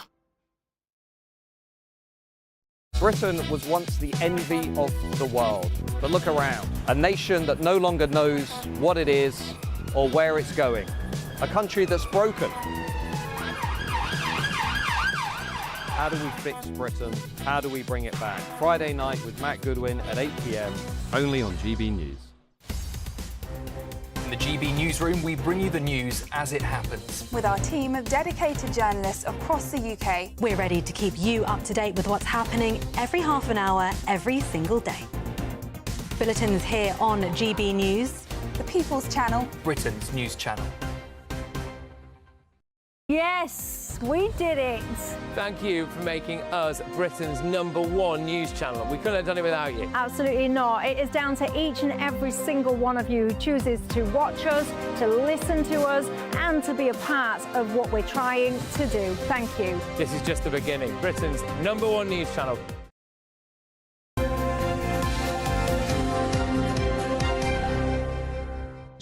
£7.41. Now, here's your chance to live mortgage or rent-free for a year and get a bonus £5,000 in your bank on top of that in our latest Great British giveaway. And I know what you're saying.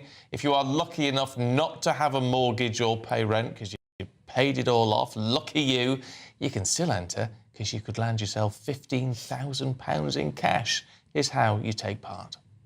This is your chance to live mortgage or rent-free for an entire year in the latest Great British giveaway. That's right, we'll give you a cash lump sum that will cover 12 of your monthly mortgage or rent payments, up to an incredible £20,000. Plus, we'll add £5,000 on top of that for you to treat yourself. And if you don't have a mortgage or rent to pay, lucky you, we'll give you £15,000 in cash instead. You have to hurry though, as lines will close on the 29th of August. For a chance to win, text WIN to 63225. One entry costs £2.50 plus one standard network rate message. Or text BONUS to 63225. 5 entries cost £5 plus one standard network rate message. Go to gbnews.com/win. Entries start at £2.50. Call 0903 686 3232. Calls cost £2.50 plus your network access charge. Or post your name and number to GB15 PO Box 8690 Derby DE1 9TT. UK only. Entrance must be 18 or over. Lines close at 4 p.m. on the 29th of August. Please check the closing time if listening or watching on demand. Good luck. Right, we are looking through the newspapers now. We might have some decent time to do so, because Emma Wolf and Christo Fufas are with us. What are we going to start with? Are we going to start with the doctors' strike? Oh, we could start with the doctors' yeah, strike. Christo, that's in the Mail, front page now. Looking like it's a bit of becoming a bit of a damp squib because the vast majority of resident doctors, this is the front page of the Mail, have defied strike calls, they're reporting, by these militant union chiefs. Official stats from health bosses are showing that there's been a massive drop in the numbers who joined last week's strike. 2/3 of medics are not striking, so only 1/3 actually are. So they are saying it's really embarrassing for union leaders who are demanding that what were junior doctors, now resident doctors, get this 29% pay rise. And of course, it's not only that now, we've also seen this knock-on effect of nurses potentially wanting to go on strike, which I have a bit more support for nurses being paid more. I don't really love the idea of them striking at all. I certainly don't like the idea of doctors striking, who had a 22% pay rise last year and who have a pension that I could only ever dream of. I mean, we all work in media. Pension? Do we need a description of what that is on screen for anyone who works in this industry? So it's interesting to find, though, that I think that there is a shift with the public not quite being behind this one the way they were when the Conservatives were in government, but also that it looks like the doctors themselves are no longer as supportive of this. I thought this was a really good news story, actually. It kind of restored my faith in the medics, because I think we all know brilliant doctors and nurses on an individual level, and we don't want to attack the NHS because they are working very, very hard, most of them, and they should be paid properly. But it felt really, really wrong, this threat, this constant threat, which obviously comes from the BMA. It doesn't come from the doctors themselves. It comes from this very militant, politicised union.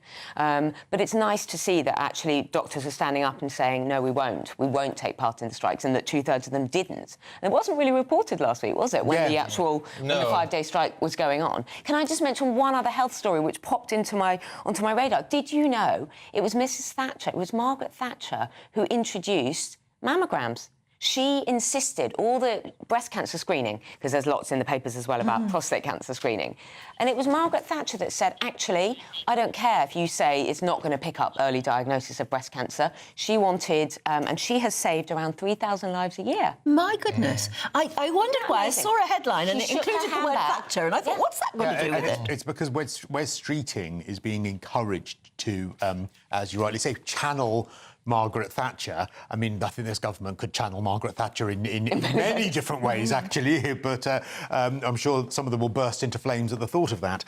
But yes, that's because he's being encouraged to bring in similar prostate screening. And, of course, this is a really massive story about the number of men who are fobbed off when it comes to prostate screening, or who have to sort of go to their doctors 4 or 5 times. And so he's being encouraged to do what Thatcher We were talking about this last week, and Stephen went and asked for prostate checks, and they were like, oh, no, you don't need it. Have you got symptoms? You don't need it. Yeah, even though you're entitled to it. Well, if you're over 50, you are entitled to it.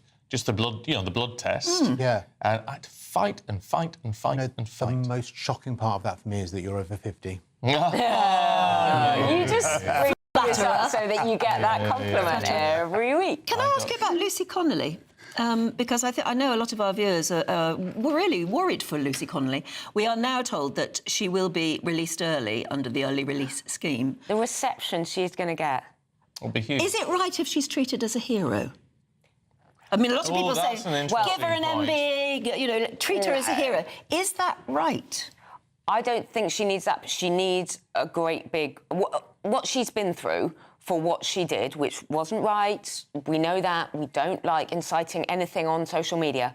But the fact that that prison space was emptied, the injustice, the two-tierness of all of this is, to me, really unimaginable. And what she's been through, and she's a mum. She's got children who she must be missing like. She will be feted when she comes out. Of course she will. There's no doubt about it. Is that right? That's what I was wondering. No, she's not. No, I don't think she is a hero. I think she's become a poster girl, and I think she will be. You're right. She will be treated like a hero. And I think that the level of punishment that she had for something that she clearly was wrong to do has been utterly disproportionate. Yeah. But to call her a hero, I think, is probably wrong. No, but but it will happen. Yes. And that is the fault of the establishment. Yes. Because of their own massive cock-up. Yes, they've martyred her, haven't they? Yeah, they have. Martyred her. Yeah, that's because they're, as I said in the last segment, they're just not very bright, some of them. How can you get it so wrong? So completely. No, it's repeatedly, to not just let her out after a few weeks and say, we've made a massive mistake. Yeah. To keep her in. It's so we had someone on the programme a couple of days ago who said, because this went mad on your say, but saying, no, it's absolutely right what happened to her. She needed to be made an example of. And that seems to be what the establishment seem to think. But it's so utterly disproportionate, and it's not to say she shouldn't have had some sort of punishment, but a custodial one, never mind 31 months, is just crazy. Crazy. And then meanwhile, you've got people who were perpetrators of the grooming gangs who actually got less time. That's why I think people just their heads are exploding at this, because they can't get their heads around the two-tier. No, it's crazy. It's crazy. Can we have a look at weight loss jabs, Emma? Yeah. Well, I mean, I've always been very, very sceptical and interested to see how this all plays out with Wegovy and Ozempic and all of the Mounjaro and all of these brands of GLP-1, the weight loss jabs that people are doing. Lots of people doing them unregulated, lots of people doing them without proper medical supervision. To me, it feels like they've been rolled out very, very fast. We haven't had years of data on this. No, we haven't. And now we are starting to see. The argument, and I know maybe I shouldn't say it, I don't know, but the argument that a lot of people will be yelling at the telly is, well, you're not someone who would need this jab. You're not someone who has got a weight problem in that sense. Do you know what I mean? Yeah. And you're actually sitting with someone who's been taking it for 2 years. Oh, right. Okay, well, there we go. And I have, because I had got really, really big, I'd got to nearly 21 stone. So I've lost about 6 stone taking them. What you are talking about is the abuse of weight loss jabs, and you only lose. Yeah, that is the issue. This story is about the fact that they become unwell or weak and they lose sort of muscle mass and they have nausea and all of those sorts of things. Absolutely justified that that's a problem, but you only lose muscle mass if you're taking it and you're using it as a crash diet and you're not exercising at the same time. I've been to Did you have the sickness and all that sort of thing that people I did talk originally about? on Ozempic, but then I went on to Mounjaro. But you still have to have willpower. So you do get sick if you overeat on it. You do get sick if you eat the wrong foods or if you drink too much. So you still have to be mindful of what it is you're eating. But also, you don't lose muscle mass if you're training doing weights 3 or 4 times a week, which is what I'm doing. But we all know that there is abuse. there are people who literally take. They're probably getting it privately, and they're taking far too much of it, and that's why they're feeling so terribly sick, and why they're losing muscle mass and everything, because they are, as you say, treating it as a crash diet. And I don't mean abuse, because that's a strong word. I'm not saying anyone is abusing it. I'm saying the unregulated. You know, people just buying it online. They're spending a lot of money on this. And actually, what I'm talking about You is don't just, need it. Yeah, but this article is just talking about the side effects that a lot of people, the gastro, the gut stuff, the diarrhea, the vomiting, hair loss, all of that. And I'm not unsympathetic. And of course, I'm at the other end of the spectrum, and I've written a lot about disordered eating and about the emotional stuff and about the fact that it's not whether you're very skinny or very large. Often it's the same problem, and we've talked about this, Christo. Often it's the same problem. You're using food or not eating as a crutch and as a way of not dealing with other things in your life. So I'm totally sympathetic. I get it. And also, if this can kickstart people into a healthier way, because often if you are, say, 20, 25 stone or whatever, you're just kind of stuck. It's really hard to exercise if you're very, very big and you're living in a much larger body. So I'm not criticising anyone for that, but I'm just worried about the long-term effects of this. Don't think we have the data, and I'm also worried about the idea that the NHS is just going to basically effectively say to children and young people, yeah, when you get obese, then there's a miracle weight loss jab for that. And that is wrong. And actually, your report about trying to teach young people about food and eating, that should be in every single much school. earlier. And It's the most activity as well. Yeah, absolutely. Being outside. It's insane to me you don't learn in school how to cook. This is the issue, though, with these sort of things, where it appears that it's not a silver bullet, but it's a sort of silver bullet, and where you get people who shouldn't be on it. And I've looked it up online and think, ooh, if I just had this for a couple of months, I could lose a stone. And you don't need it. And I know people with anorexia who are thinking they should take it. So it's also dangerous for people who... And did you see the red carpet at the Oscars last time? They were lollipop heads. They were, you know, big faces, huge hairdos, and so skinny, it was ridiculous. And they were out-skinnying each other. Those are all people who are using it, though, in a way that it is not intended. They are absolutely wrong. Microdosing, you know, a little bit here, a little bit there, all of that. And I can see the temptation. I don't want to criticise people for it. I can see the temptation. I mean, I'm really worried about what I'm going to do when I come off it. That is And that's the other thing massive fear about this that we have to talk about. Over half of people regained the weight. And that's the problem with crash dieting. But you have to stay on it forever. But they're going to turn it into a pill pretty soon, and it'll be like being on statins. It'll be, you know, you'll figure out the dose and you'll just take a daily tablet or a weekly tablet. But then what does that actually do to you? And what's that doing long term? Yeah. You have to remember, I always think of things like asbestos, which seemed like a great idea to put in all our floors and ceilings and buildings, and it wasn't. I think about thalidomide, which was a great idea for morning sickness, except it wasn't. But this has been around for years as a diabetic drug, I will say that, though. All right, you two, thank you very much indeed. Here's your weather.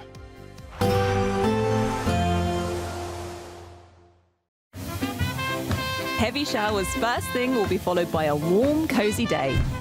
Boxed Boilers, sponsors of weather on GB News. Good morning and welcome to your latest GB News weather forecast from the Met Office. So Storm Floris is on the way for tomorrow, and that's going to bring some damaging winds to parts of the UK, especially in the north. And it is a fairly changeable day out there today as well. So a bit of a bright start across the far southeast. Do make the most of any morning sunshine because it won't last here. We have got some cloud and outbreaks of rain elsewhere across the UK, spreading its way slowly southeastwards. Still a few heavier bursts around across England and Wales this afternoon, but much of that rain petering out, and much brighter skies following to many parts of Scotland, Northern Ireland and Northern England, so some sunny spells here and just the odd shower. Temperatures around average, but a pretty humid feel in the south, and that's all courtesy of that lingering front, so some outbreaks of rain and drizzle through this evening. Still relatively misty around some coasts of Devon and Cornwall and over the higher ground as well, but any of the heavier rain should generally have died away by this point. Much brighter further north, so some evening sunshine for North Wales, Northern England, Northern Ireland and Scotland, and just one or two isolated showers here and there, but many places will have a dry end to the day. Just the odd heavier shower perhaps for North East Scotland and maybe North East England, with a small chance of a late afternoon thunderstorm. But a dry interlude for many through this evening and overnight. It's not going to last very long though, particularly for Northern Ireland. Here comes the wet weather associated with Storm Floris, so turning into a wet and windy night here. And for some other northwestern parts of the UK as well, we will see some rain by the morning. But a very mild and increasingly humid night out towards the west. Temperatures 16-17 degrees to begin the day for some of us. But it's those winds that we're most concerned about on Monday. So Storm Floris really intensifying, bringing some heavy rain but damaging gusts of wind across parts of Scotland in particular, but also Northern Ireland and Northern England. I think we'll probably see some power interruptions and some travel disruption across more northern parts of the UK on Monday, and a warning is in place, but also unseasonably windy in the south as well, with some rain arriving later in the day. There will be a light breeze in the morning, leading to a warm front. Boxed heat pumps, sponsors of weather on GB News. Let us take on some of your financial stresses and pay your mortgage or rent for the next 12 months. We want to give you a cash lump sum equivalent to 12 of your monthly mortgage or rent payments, up to an unbelievable £20,000. We'll also boost that by a further £5,000, so you really could have some fun in the coming year. For a chance to win, text WIN to 63225. One entry costs £2.50 plus one standard network rate message. Or text BONUS to 63225. 5 entries cost £5 plus one standard network rate message. Go to gbnews.com/win. Entries start at £2.50. Call 0903 686 3232. Calls cost £2.50 plus your network access charge. Or post your name and number to GB15 PO Box 8690 Derby DE1 9TT. UK only. Entrance must be 18 or over. Lines close at 4 p.m. on the 29th of August. Please check the closing time if listening or watching on demand. Good luck. It's Patrick Christie's Tonight, and here we do things differently. It's explaining the absolute madness of this, doesn't it? It's explosive. I mean, this is very good. It's lively. 850. Your government sat there, Sean, and it did nothing. It's controversial. And the Middle East has been in turmoil since before I was born. It's everything you need to kickstart your evening. Everyone's had their Weetabix tonight. I love to see it. That's Patrick Christie's Tonight, weeknights from 9 p.m. Only on GB News, the People's Channel, Britain's news channel. At GB News, we love to hear from you, our loyal community. So drop us a line at gbnews.com/yoursay.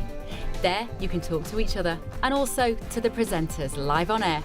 gbnews.com/yoursay, because GB News is your channel, Britain's news channel. You've read the headlines, you've heard what those in power have to say. How about now we actually get to the truth? They would pay attention. We go beyond the political theatre and tell you what's really going on behind the scenes. For a massive council tax hike, one of the biggest in the UK. Others follow their lines, but we go off script. You sound like a broken record. You say that week after week. Cutting through the narratives and giving you unique perspectives. That's Ben Leo Tonight, Saturdays and Sundays from 9 p.m. on GB News, Britain's news channel. Join me, Nana Akwe, for an informative, interactive news programme with a difference. It's fun. No, he didn't say that, Dave. I'm so surprised. I think there's an element of truth to that. Join me from 3 p.m. every weekend, only on GB News, Britain's news channel. In the GB Newsroom, we bring you the news as it happens. With our team of dedicated journalists across the UK. We're ready to keep you up to date with what's happening every half an hour, every single day. Bulletins here on GB News, the People's Channel, Britain's news channel.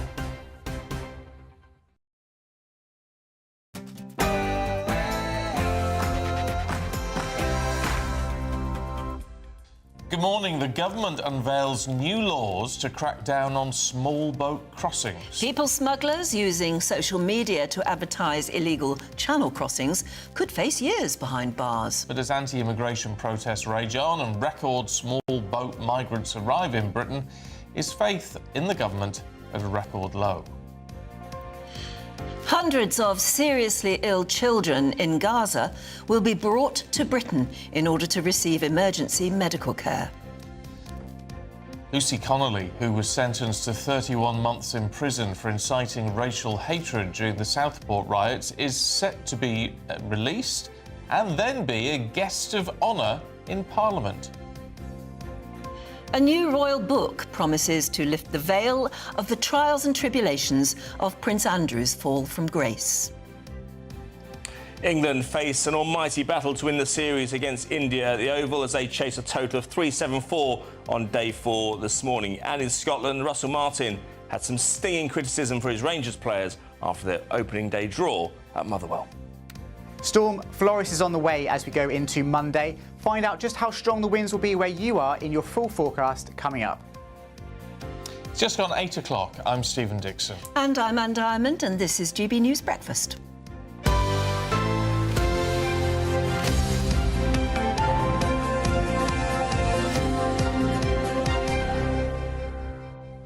What are you looking at? It's this weird survey, right, which claims that the smells we claim to hate, we secretly love.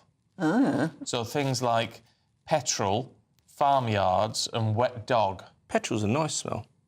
Oh, no, I can't Yeah, bear it's not this. only... Yeah, you think so? Yeah. It's a bit stomach-churning petrol, No, it makes me isn't it? feel sick. Yeah, makes me feel sick. So, but you know, actually, I quite like the smell of Wet dog? Of manure when the milk's spreading. Oh, yeah? Yeah, but it takes you, because it happened all the time when I was at home, when I was a kid, so it sort of takes me My cousins back in to Ireland used that. to call it the good country smell. Yeah, it is a good country smell. Yes, but it's more than just manure, isn't it? It's also fresh grass and things like that. But we don't like the smell of liver. No. Smelly cheese, olives and Smelly chilies. cheese, nice. I like the smell of freshly laid carpet. Oh, that's lovely smell. Freshly laid carpet.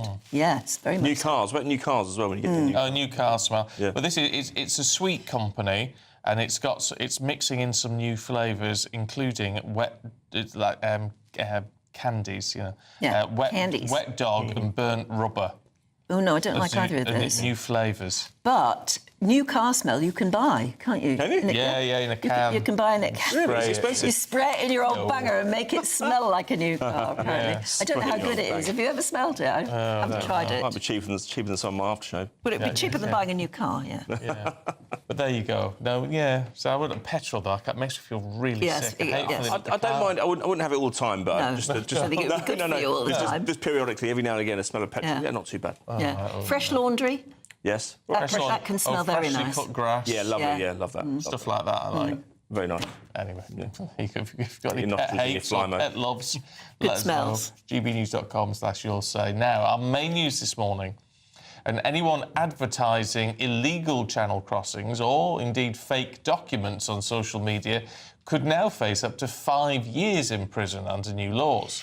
Yes, whilst assisting illegal immigration is already a crime, around 80% of small boat migrants admit to using social media to contact people smugglers, something that GB News ourselves, we previously exposed. Well, the Home Secretary is also pledging a new fast-track route for asylum seekers. And that's all in a bid to tackle record small boat arrivals, which have now surpassed 25,000 this year alone and sparked further unrest around the country. Let's get the view of former political advisor James Price, who's here. James, good morning to you. Do we think that all these smugglers, people smugglers, gang leaders, are all operating out of the UK with their social media, so we can therefore arrest them? Well, this is a very good part of the point of all this, that it seems like a nice idea, and I don't disagree with the idea of there being more offences to try and stop this, but it seems like pretty thin gruel. As you say, most of these people are operating either in northern France around the beaches, or they're operating sort of further back in the supply chain of migrants, as it were, going through Europe into North Africa and the Middle East and places like that. So unless we're going to be able to find people who are doing these things on their phones in Libya, in Syria, in France, and bring them to justice, which we're clearly not doing, because you can see the boats being kind of pushed off. Well, we probably wouldn't have France. any jurisdiction, would we? Exactly, exactly. So until you can actually get serious about the root cause of these things, I don't think this stuff is going to touch the sides. It is a problem that there are people who are so brazenly advertising, and there are even some reports coming that some of these adverts, it's not just come here and get some nice benefits and things like that. There are some reports that migrants are using footage of young women fairly, scantily clad on a night out as a, hey, come to this country and you can get your hands on people like this. And so that is really scary, and it's important that we know that. But then if the government isn't going to address the fundamental reasons why we're not stopping people and why we're not sending them back, then this stuff isn't going to touch the sides. No, so it seems as though those two things that have just been announced, that they're going to fast-track processing, and that they're going to invent new laws so that we can prosecute these people, actually amount to nothing, don't they? Isn't it smoke and mirrors? Well, I think the second bit it amounts to nothing. The first bit, this fast-tracking the asylums, this is, I think, the much bigger part of the story, and it's the bit that really worries me. It's this idea that what people are annoyed about, these asylum seekers being in hotels, and as bad as that is, the cost of it, that's not why people are annoyed. They're annoyed that there are economic migrants from cultures very different and often incompatible to our own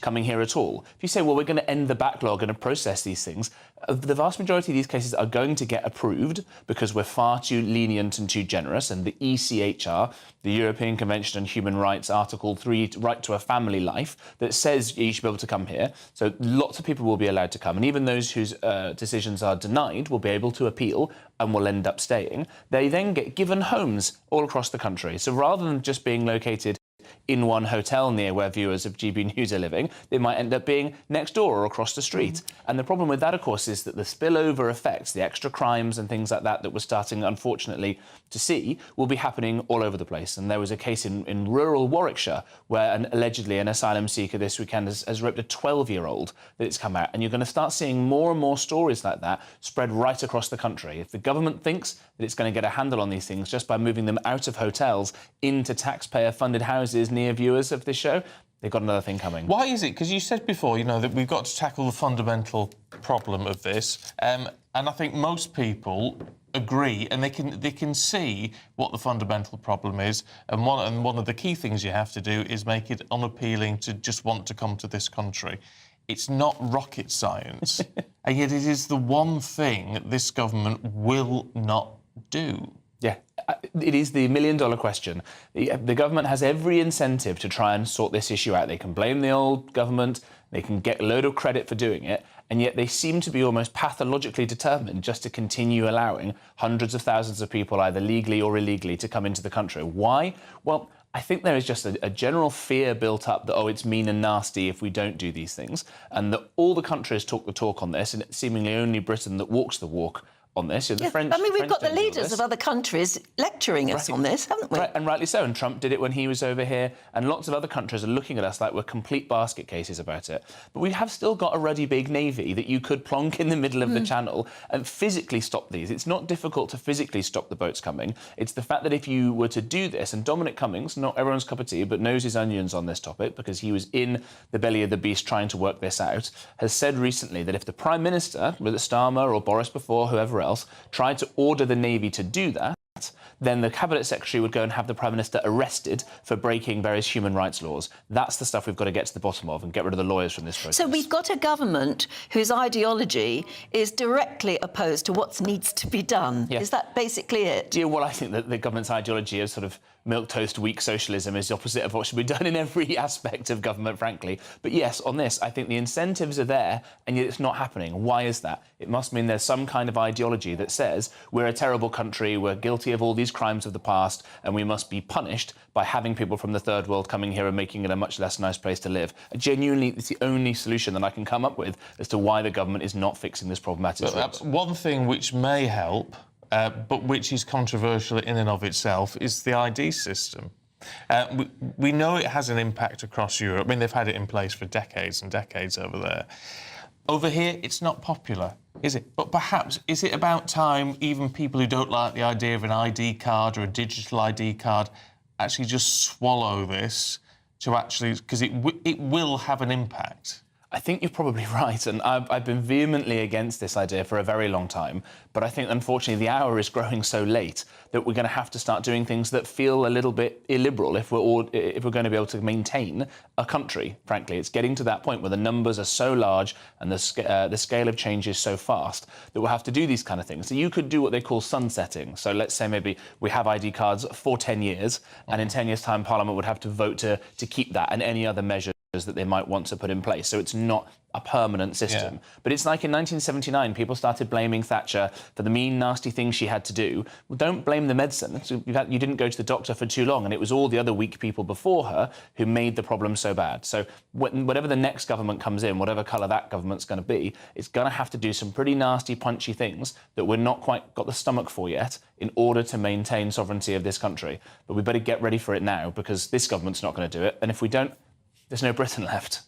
In 4 years' time, we may well have the stomach for some pretty tough exactly right. action. How many more Southports are we going to be able to put up with? How many more of all these other kinds of things happening? Yeah, we've got to be careful with Southport. But this was someone whose family came from somewhere that had no real connection to Britain, had suffered horrible things, and had been clearly radicalised by the events that had happened in Rwanda. And we saw that, I think, from the reporting on what this person was obsessed with. But just in general, how many more stories of alleged asylum seekers committing these horrible, heinous crimes, them hanging around primary schools, which we've seen reporting on, all this kind of stuff, as well as everything else, as well as, frankly, just the level of legal migration at the moment, which is companies just having huge numbers of people coming in to do dog work rather than getting robots to do it. I mean, and the issue with that is, I know it's illegal migration takes the headlines, right? And it is illegal, and there is an argument to say if you come here illegally, you should be immediately stopped and deported, right? OK. But legal migration is actually having when we talk about strains on the NHS, strains on the education system, strains on housing, that's a legal migration issue, which we are allowing to happen. Yeah, it's a great point.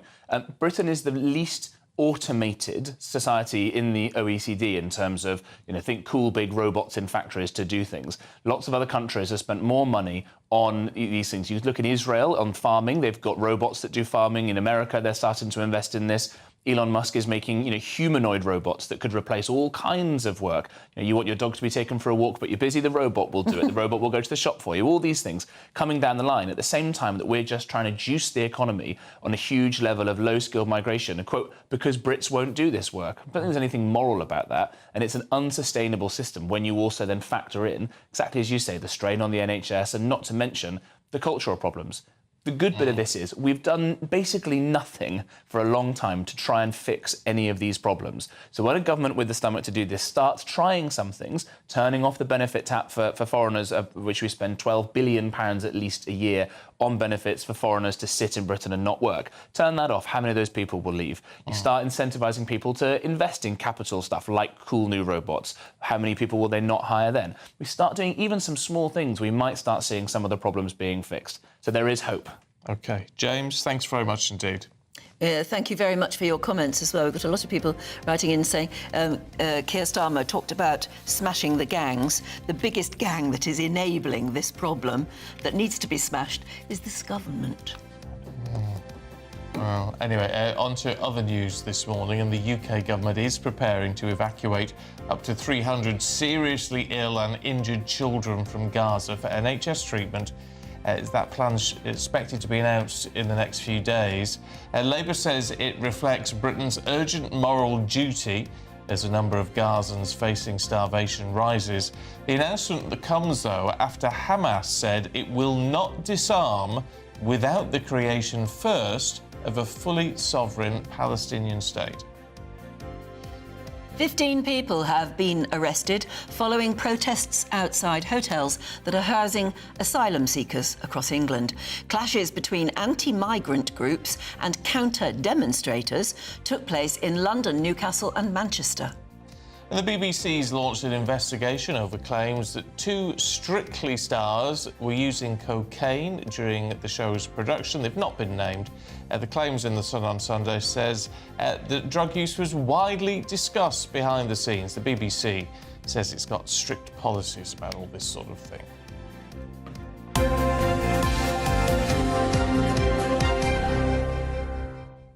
Right, at 14 minutes past 8, let's take a look at the weather.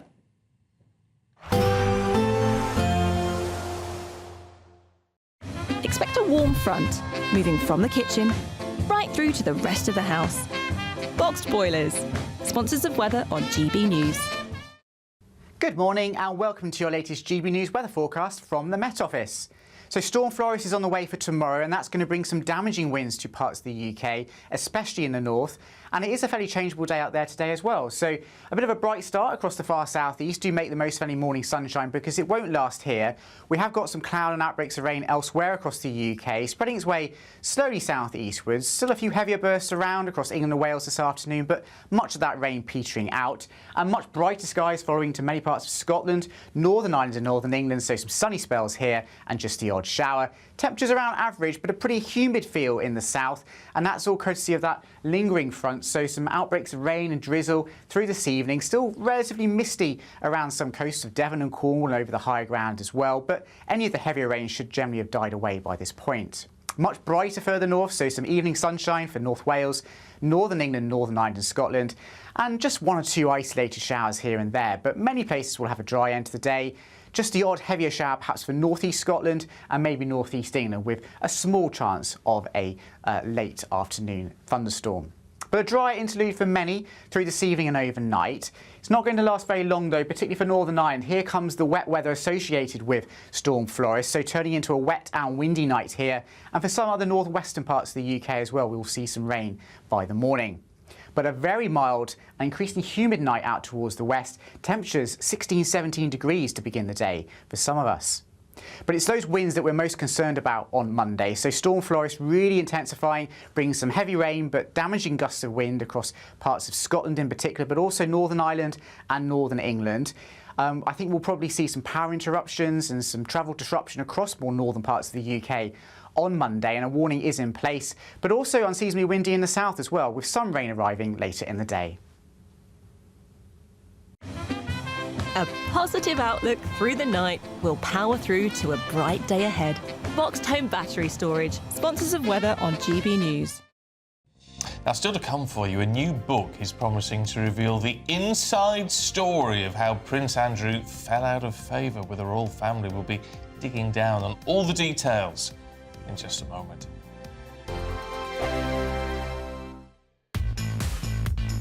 Five hosts, 5 opinions, 5 fearless debates, 5 unfiltered takes on the day's news. 5 reasons not to be anywhere else on Saturday night. This is the Saturday 5. You got me.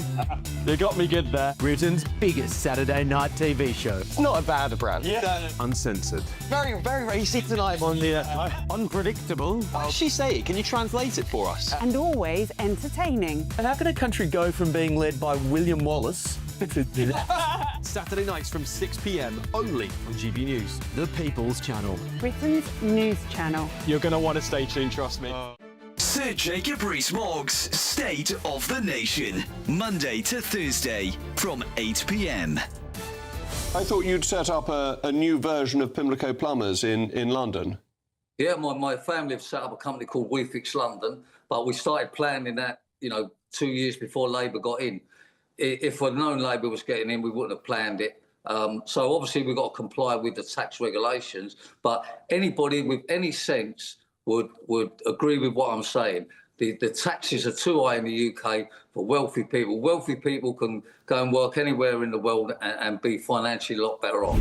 And we had a non-dom regime that was basically stable for 200 years. It's only recently that it's been changed. And we're changing it and making it harder, just as other countries are making it easier. So you can go to Italy and you can negotiate an amount that you will pay. Portugal's been welcoming people. Malta's been welcoming people. All over the world, countries are saying, please come and bring your money. And the UK is saying, we're going to take all your money. We don't want you anymore. That's right. Look, they're all encouraging sort of UK business people to come there, and it's working.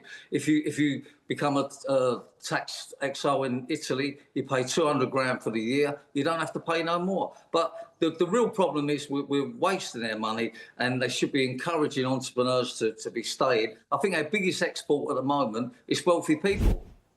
So you're a businessman. You know how to do things and make a profit.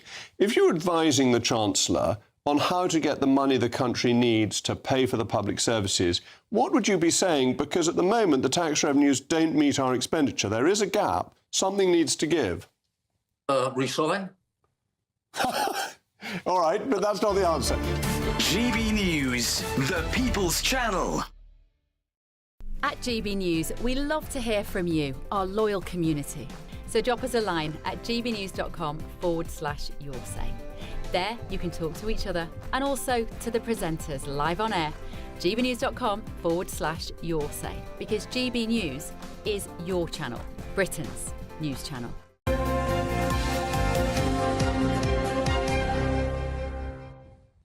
Hello again.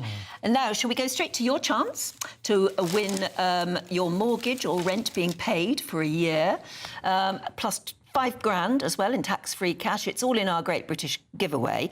And if you don't have a mortgage or have to pay rent, you can still enter and win £15,000. So here are the details you need.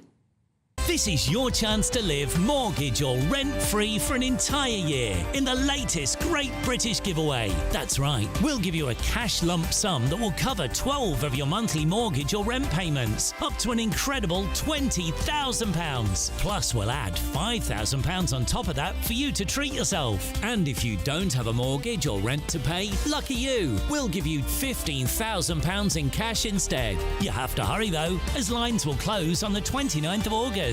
For a chance to win, text WIN to 63225. One entry costs £2.50 plus one standard network rate message. Or text BONUS to 63225. 5 entries cost £5 plus one standard network rate message. Go to gbnews.com/win. Entries start at £2.50. Call 0903 686 3232. Calls cost £2.50 plus your network access charge. Or post your name and number to GB15 PO Box 8690 Derby DE1 9TT. UK only. Entrance must be 18 or over. Lines close at 4 p.m. on the 29th of August. Please check the closing time if listening or watching on demand. Good luck.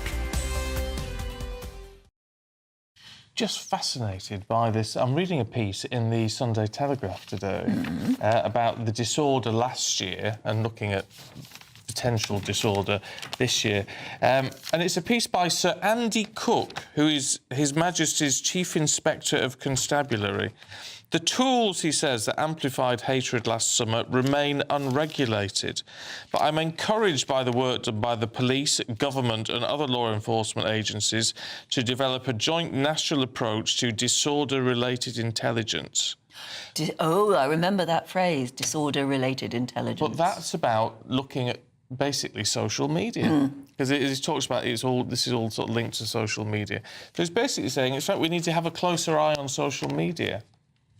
And whereas that's not entirely wrong, in that if people are talking about stuff which is unlawful or inciting things, then that is against the law. But it basically means that, you know, if you write anything that is anti-immigration or anti-whatever it might be, it's going to be flagged up on a system. Yes. And pinged up, your name's going to appear on somebody's computer so they can vet what you're saying.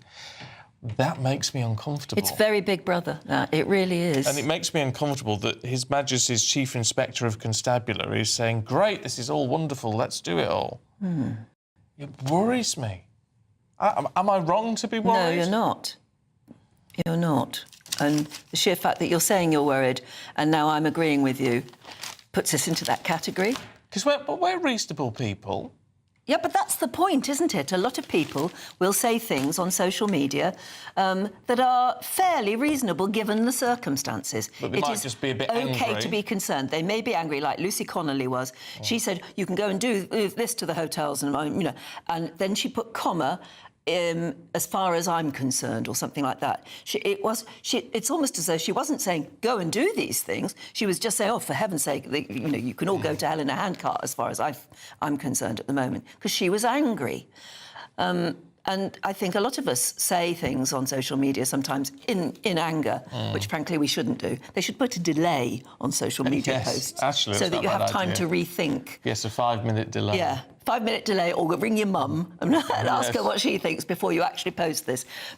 So a lot of people do that. But from now on, that seems to give the impression that you will be watched. You may be put on a watch list, even if the police don't actually come knocking at your door. And shouldn't they be doing better things? You may be on a list, and therefore you'll be under greater scrutiny in the future. Don't like the sound of it at all. It is very 1984. Yes, I sort of think but see, my reaction to that is because we're not going to stop it at this stage, at least not within the next few years. I think your only sort of argument is to say if you want to say something, say it, because they can't arrest everybody. I know. I know, yeah. But I mean, I'm not saying you should. I'm definitely not saying you should say anything which would break the law or incite hatred or anything that falls within. I'm saying if you have concerns and this should be aired, whatever your concerns. Yeah, because we are a country of free speech. Of free speech, and then it's going to systems get overwhelmed. Absolutely not advocating do anything which is against the law. Absolutely not. But it just makes you wonder. It just makes me really uncomfortable reading that. But doesn't that amount to passive protest or in some way? Oh, to civil unrest. What was it that Gandhi did? It was civil cooperation. Yeah. Well, it was like paying your not your council tax, your poll tax in 1p pieces and all things like that. You're just being awkward. Civil disobedience. That's it. Thank you, producer.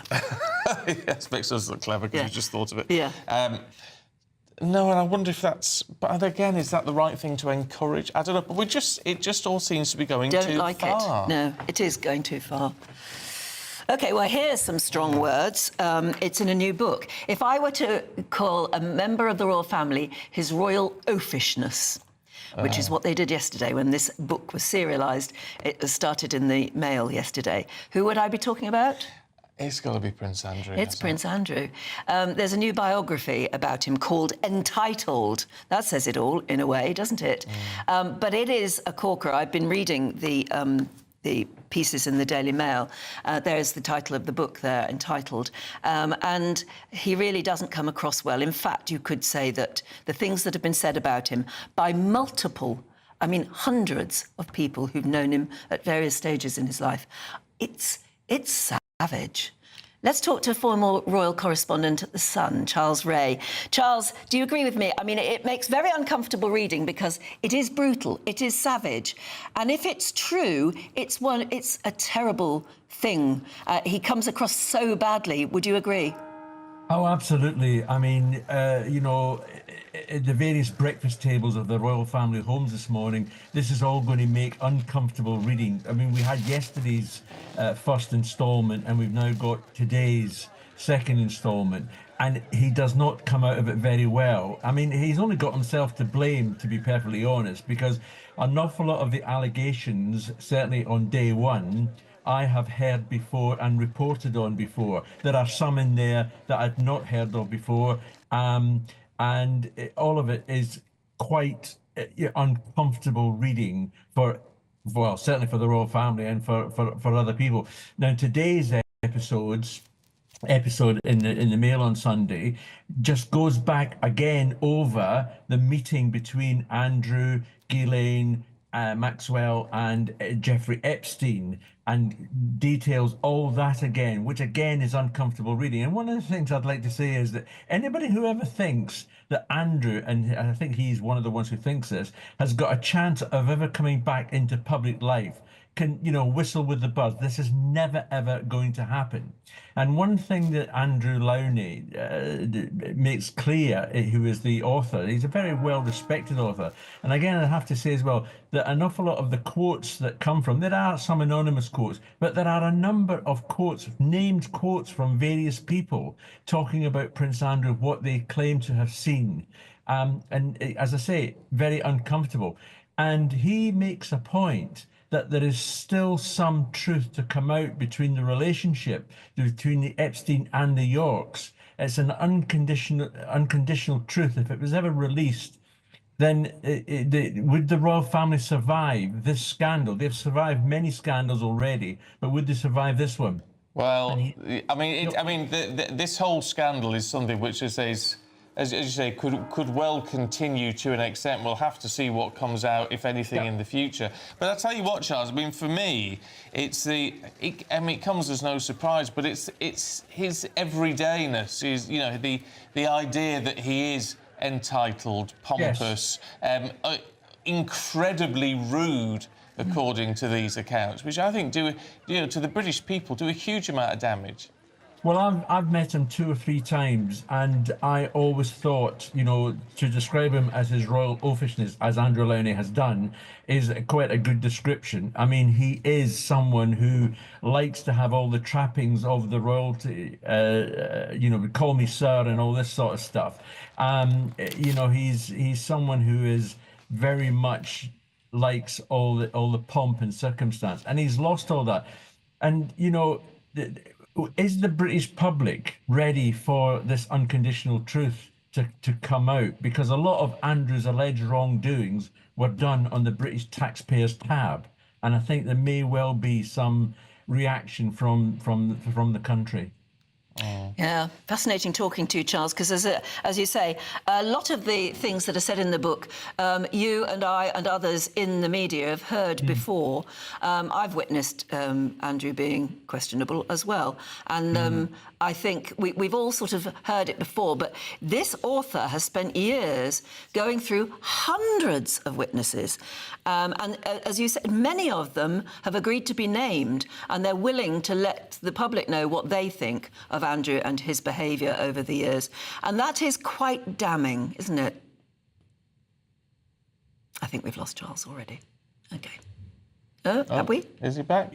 300 people. Ah. Yeah. Sorry, say that again, Charles.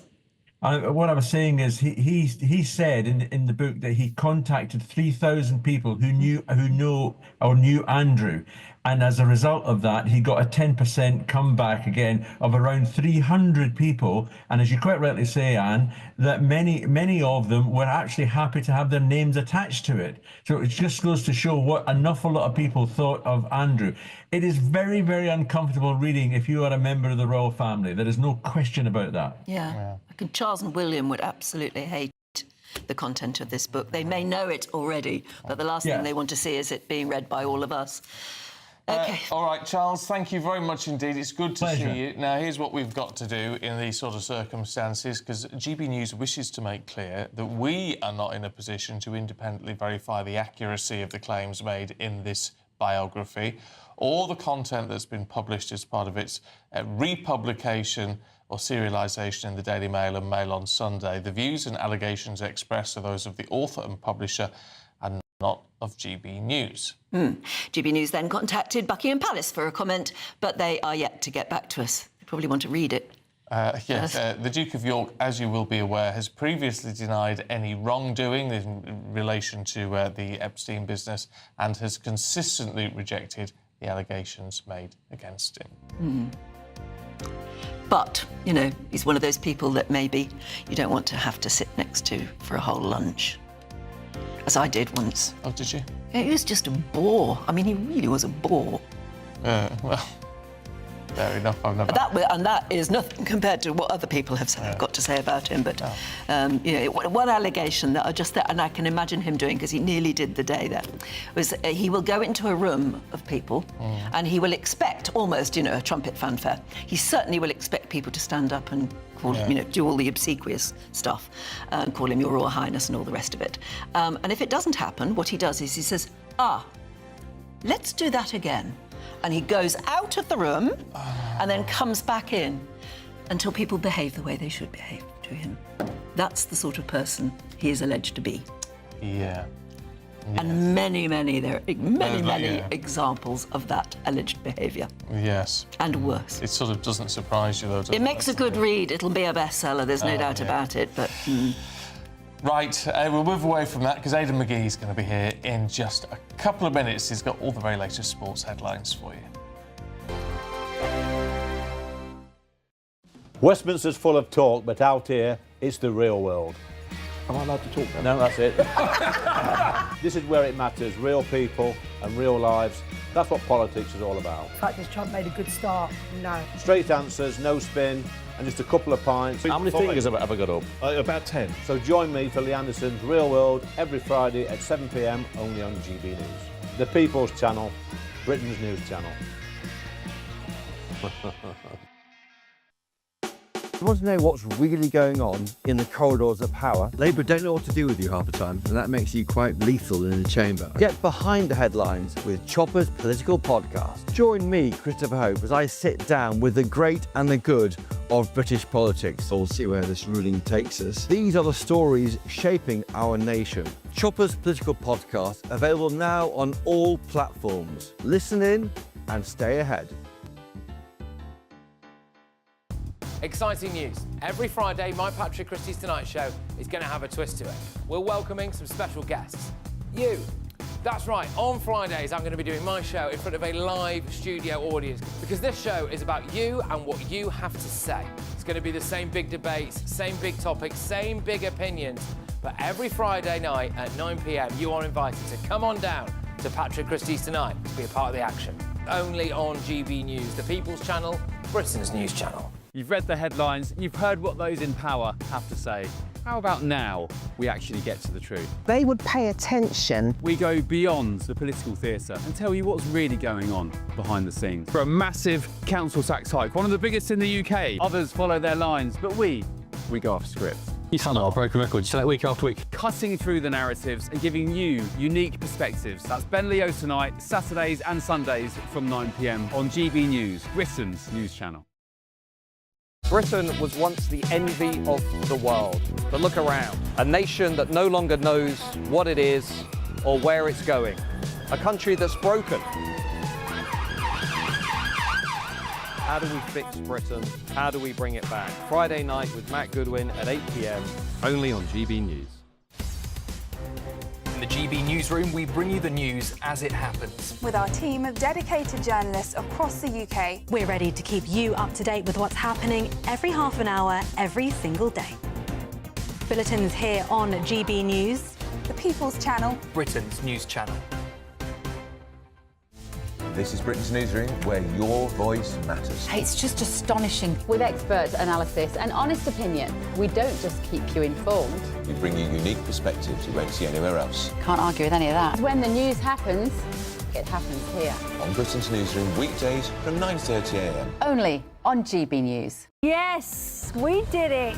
Thank you for making us Britain's #1 news channel. We couldn't have done it without you. Absolutely not. It is down to each and every single one of you who chooses to watch us, to listen to us, and to be a part of what we're trying to do. Thank you. This is just the beginning. Britain's #1 news channel.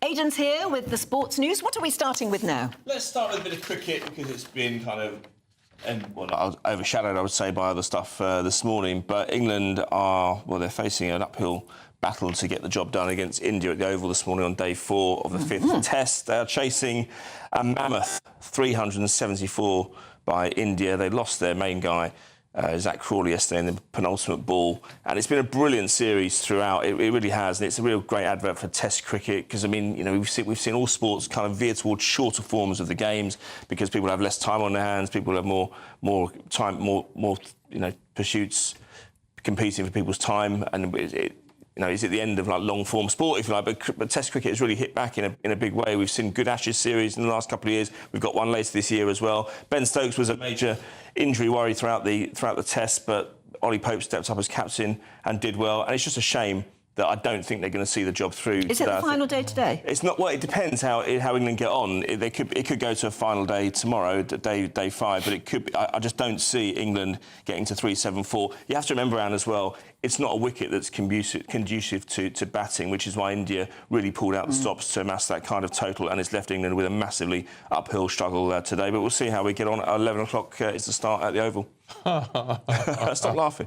Honestly, I long for the day where you just go in and say, well, England, invent whatever sporting sphere it is. You know, England's doing really well. Yeah, I know. It's all going really, really well for England. But often, listen, I believe that Britain/England is the greatest sporting nation in the world. If you think about it, there are very, very few sports that we've either not been good at, or in the past, or compete at now, or I mean, we never seem to be the best. I disagree. I think we've had Wimbledon champion. The only thing we really complete the set, what we need is an England men's football team World Cup win or Euros win. Yes, we really do. It's about time. Yeah, but if you think about it, we've won. I've seen an Olympic gold medalist. The gold medalist at the 100-metre final at Olympic Christie in '92. I've seen Andy Murray. I've seen England win all sorts of awards I've seen them win the World Cup at cricket.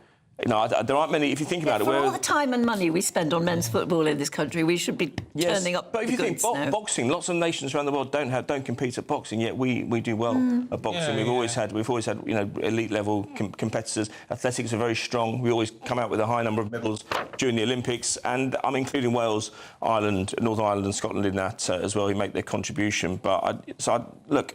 I just think I'm looking at the numbers today. I think it would be difficult for England at the Oval. I know you think it's me putting it down on things. I don't think that. I'm just thinking.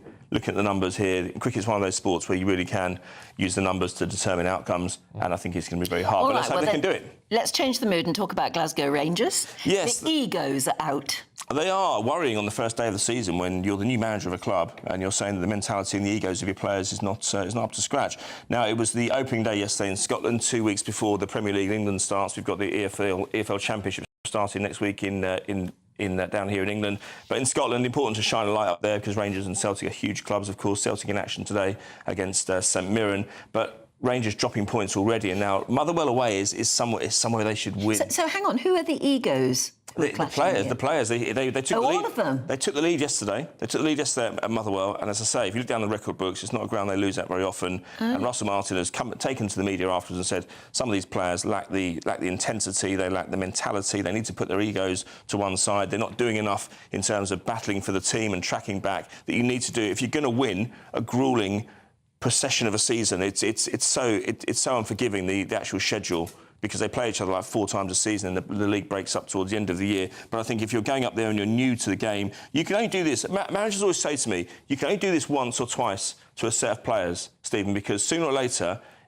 once they've heard it once, it goes in one ear and out the other. And in modern football, you wait long enough and you know that it's not going to be the big 15 players who are going to be sacked. It's going to be the manager. Yeah. But look, no, I'm not saying I don't want to cast the die too early because it's only one game. But to drop 2 points already when Celtic are in action today, not a good sign for a club that's won one league title since 2011. OK. Aidan, thank you very much indeed. Good to see you this weekend. Bad news for everyone. Oh dear.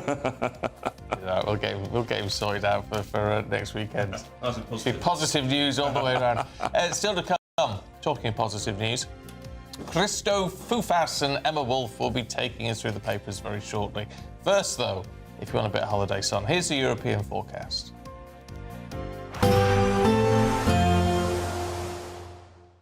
Dinner under the stars tonight? That reminds me of our travel insurance. You mean All Clear Skies? All Clear Travel Insurance sponsors GB News Travel Destinations Forecast. Hello. The heat is building across Portugal and Spain over the next few days. It's not as hot as it has been across the Eastern Med, and here it's a bit more changeable. We have got some fairly intense thundery downpours across parts of Italy and the Balkans, northern parts of Greece too. Elsewhere across Italy, Spain and Portugal, plenty of hot sunshine though, just a bit more in the way of cloud affecting Madeira and the Canary Islands, but generally dry and fine here. Lots of hot sunshine on the way through the next few days too, and temperatures in the 30s. All Clear Travel Insurance sponsors GB News Travel Destinations Forecast. At GB News, we love to hear from you, our loyal community. So drop us a line at gbnews.com/yoursay. There you can talk to each other and also to the presenters live on air. gbnews.com/yoursay, because GB News is your channel, Britain's news channel. This is GB News, Britain's news channel. It's been an exceptional event, Dawn. Armed Forces Day, raising money for veterans and their families. Johnny, well done. Thank you so much. Very kind of you. It's been exceptional, really. I've got a lovely medal, which is another big win for the team. I just want to bring in Nick and Amanda. Amanda here is a veteran of the Australian Navy. She's married to Nick, who's a serving Royal Navy officer. How are you feeling, Amanda? Great success. Well done. My legs are hurting, but I'm so happy that we've been here today. It's just been so much fun, it really has, and for such a great cause. And this is a charity you both support very closely, Nick. Yes, absolutely. I mean, the Armed Forces protect the nation. SAPA protects the Armed Forces. We're really happy to be out today, and it's been a super reception right the way along the route. Loads of lovely people out today, so it's been good fun. Sore legs. And both of you met through the Navy, of course. It's an exciting Armed Forces love story. It must be wonderful for you to both give back to the Armed Forces community today. Absolutely, and we will never stop giving back. You know, we're Matlows at heart. I'm a veteran. I work for an aerospace and defence company who are going to match our donations that we raise, and it's just really exciting. So we'll always keep giving back. And Nick, for you, you're still serving, but you must have such a close connection with our veterans community as well. Many people you must have known on this walk here today, over 1,200. Yes. How does it feel still serving in the Royal Navy, seeing how many members of the Armed Forces continue to support veterans and their families? I think you never leave the Armed Forces. You never leave it, and it's lovely to see that the relationships that you form in service continue after. And you know, we work very hard to stay connected to all of our old shipmates and people that we've worked with for many years and sort of sat alongside in some odd places around the world. GB News, the People's Channel. Join me, Nana Akwe, for an informative, interactive news programme with a difference. It's fun. Oh, no, he didn't say that, Dave. I'm so surprised. I think there's an element of truth to that. Join me from 3 p.m. every weekend, only on GB News, Britain's news channel. In the GB Newsroom, we bring you the news as it happens. With our team of dedicated journalists across the UK. We're ready to keep you up to date with what's happening every half an hour, every single day. Bulletins here on GB News, the People's Channel, Britain's news channel.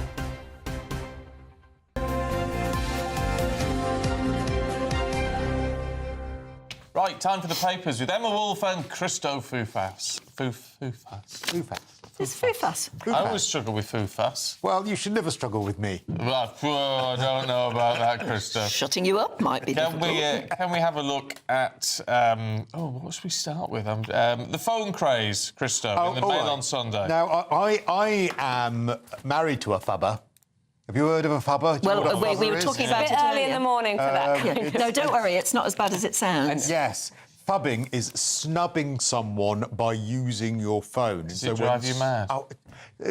Well, I've managed to have a partner, and I think it's probably because my partner is with someone who talks quite a lot, but he actually manages to answer and have full conversations whilst not taking in one word I'm saying. So, yeah, I'm going to great. And the other thing is by looking at the phone, and I'll say, no, we're having a conversation. Can you look up, please? Put the phone down. Oh, no, I can listen to what you're saying. I'm taking in everything you're saying. So, no. Oh, multitasker. Yeah, I want eye contact. Yes. I go into parent and that's mode. what this report says. Yes. It's the eye contact. If you lose that, it can actually put your relationship with that person at real risk, because you need eye contact when you're talking to somebody. You do, but from my perspective, I think it's even more damaging when a parent is staring at their screen and not interacting with a young child.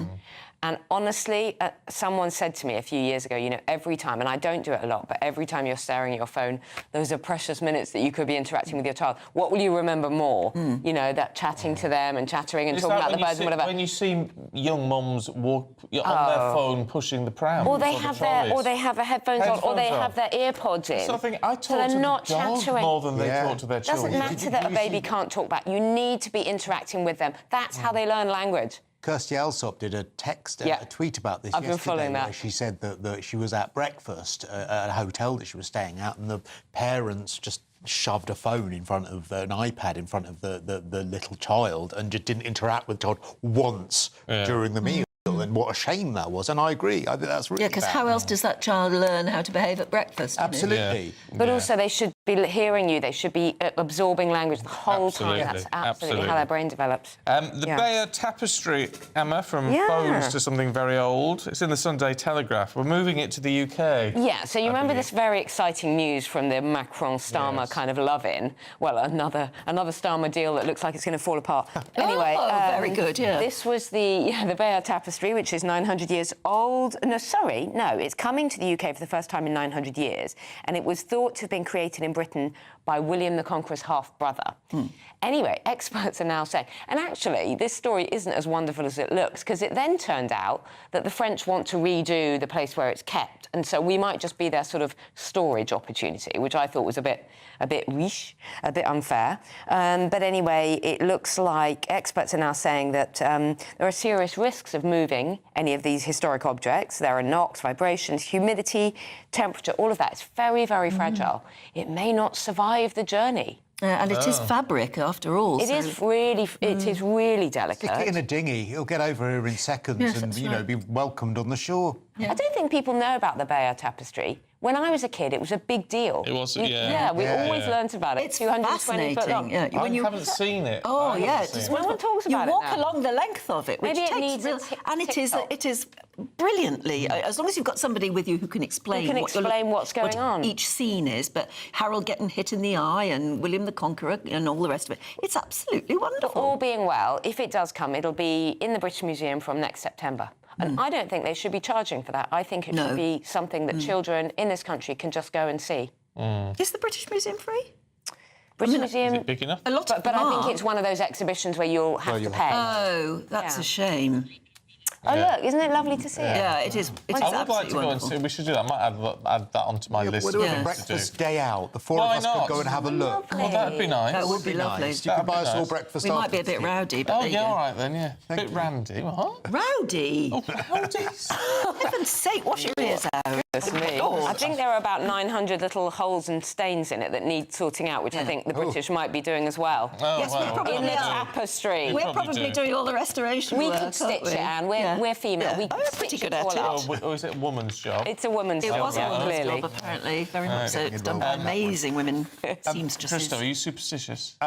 Well, I actually am, because my mother is very, very superstitious, and apparently many of us are, and we don't realise that we are. This is in the Mail today as well. If you've ever avoided walking under a ladder, worn a special pair of socks, all those sorts of things. Oh, I have a lucky dress. Oh, OK. Can't get in it anymore, of course. But I've got a lucky frock. That's not very lucky, then. What do you do with it? Well, how many of us can get in dresses that we did, 45 years ago? So that's why it's lucky? It was lucky because, yes, every time... Oh, it wasn't lucky in that way. What way are you thinking? No, it wasn't being vulgar. Why was it lucky? It was lucky because I wore it for several interviews and always got the job. And then I wore it for several big deal interviews that I did on air. And I always thought that's my lucky frock. You're going to have to wear it. Oh, I'd love to see it. I'm going to have to borrow your Manjaro to do so, I think. But I will, yeah. OK, well, it was a study of more than 500 people. I believe you were being mucky. No, I thought you were being mucky. No. Sorry about that. It was a study of 500 people, and apparently only one participant didn't take part in a lot of these rituals, even though they thought they weren't superstitious. Are you superstitious? Well, no, but we were talking about walking under ladders, and I would always go around the ladder. I just wouldn't. And I don't like it when I'm cycling along and a black cat will cross the road and you can't avoid them, but it's 7 years bad luck. So there are things, but I try not to. I think when you hear about them, that's when it's sort of it lands in your brain. I still get a text from my mother on New Year's Eve every single year saying, don't do any washing tomorrow, because you don't do washing on New Year's Day because you wash someone's soul away. I didn't know that. Yeah, and that's why. So basically, it's always so cheerful. Happy New Year. If you wash tomorrow, a family member will die. So don't wash any clothes. Well, I always think about Apollo 13 because NASA deliberately said we are not superstitious, we are scientists. Therefore, the next one after 12 will be 13. And look what happened. What happened? They all ended up, in space, not in the good way. We nearly lost them. And so, but do you ever as well have a bad thought? So sometimes I'm in bed and I'll sort of reach back and touch the headboard, touch touch wood because... Oh, yes, I always touch wood. Yeah, because I'll just think, something will happen or tempting fate, so it's always like... I think a lot of it is your upbringing, because we'd not a superstitious family. Never been, that whole touch wood thing, I've never understood. I didn't know what it is. You don't look at a new moon through glass, you don't put new shoes on the table because that's bad luck. All of that Don't open an umbrella indoors. Exactly. Would you do that? Yes. Yeah, I do it. I've done it in this very studio. I just said to my little one yesterday, don't open that indoors. No, it's... No, that's bad luck. Yeah, it is bad luck. And anyway, it's impractical because you'll knock something over. Yes. Yeah. Salt over the shoulder. Yes, what about salt? If you Which smell shoulder, salt? though? Left. OK. Well, see, I do both. That's where the devil lurks. Well, you do both. Yeah. And then the magpies as well. Hello, Mr. Magpie, how are your wife and family? You say all of that. You're all We're mad. all insane. You're all mad. I wouldn't say that. But it's a joy to see you. Thank you very much indeed. Thanks. Right, here's the weather.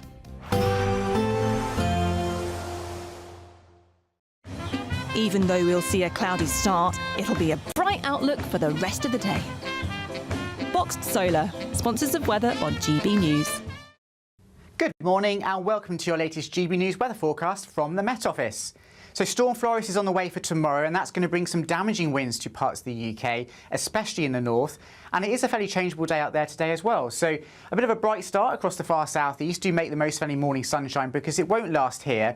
We have got some cloud and outbreaks of rain elsewhere across the UK, spreading its way slowly southeastwards. Still a few heavier bursts around across England and Wales this afternoon, but much of that rain petering out. And much brighter skies following to many parts of Scotland, Northern Ireland and Northern England, so some sunny spells here and just the odd shower. Temperatures around average, but a pretty humid feel in the south, and that's all courtesy of that lingering front, so some outbreaks of rain and drizzle through this evening. Still relatively misty around some coasts of Devon and Cornwall and over the high ground as well, but any of the heavier rain should generally have died away by this point.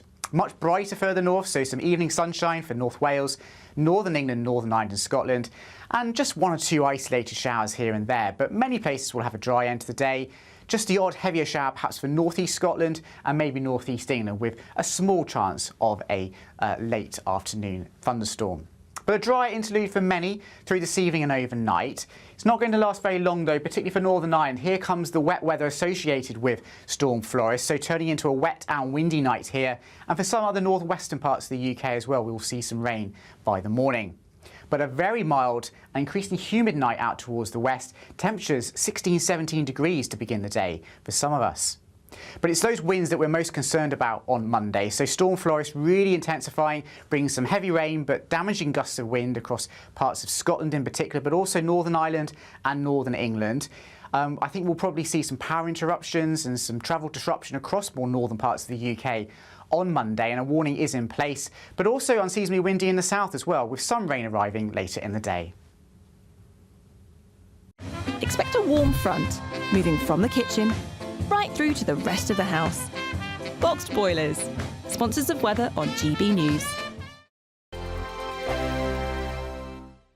This is your chance to live mortgage or rent-free for an entire year. We'll give you a cash lump sum that will cover 12 of your monthly mortgage or rent payments, up to an incredible £20,000. Plus, we'll add £5,000 on top of that for you to treat yourself. You have to hurry though, as lines will close on the 29th of August. For a chance to win, text WIN to 63225. One entry costs £2.50 plus one standard network rate message, or text BONUS to 63225. 5 entries cost £5 plus one standard network rate message. Go to gbnews.com/win. Entries start at £2.50. Call 0903 686 3232. Calls cost £2.50 plus your network access charge. Or post your name and number to GB15 PO Box 8690 Derby DE1 9TT.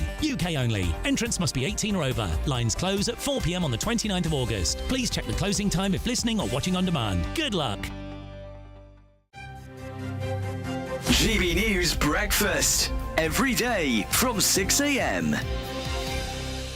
Dan was one of the victims of the attack, and he was just, within touching distance from the leading suicide bomber. And when that bomb went off, it killed 6 people. It's still really surreal. It's still a kind of strange thought to realise that I was right in the middle of what happened that day. And even though it's 20 years, it still feels like yesterday. Yeah.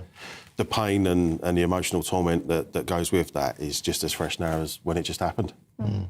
And when you think back to that morning, because you've written a book about that day and your experience since, you actually were considering not going into work that day. Yeah, my whole story of 7/7 is what I kind of term as sliding door moments. There's so many opportunities that were presented to me to do something different, or to stick to my normal routine and not step outside of that. And yeah, there's countless times where if I would have made a different decision, then I wouldn't have been on that train at that time. If I'd have got up on time, if I hadn't missed my stop, there's so many things that I can think back on and think, if only I've done this, if only I've done that. But it serves no purpose now because what's happened has happened.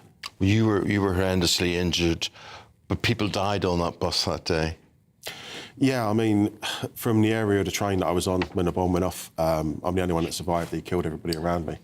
And that's incredibly tough to live with, to know that you survived something that everybody around you didn't. And I was pretty much laying in and amongst dead bodies and body parts for about an hour and 40 minutes before I was taken out the tunnel. And what do you remember about the murderer? I think the most terrifying thing about it is just how calm he was. There was no fear, there was no hesitation, and the most scariest thing of all was he just looked like everybody else. GB News, the People's Channel.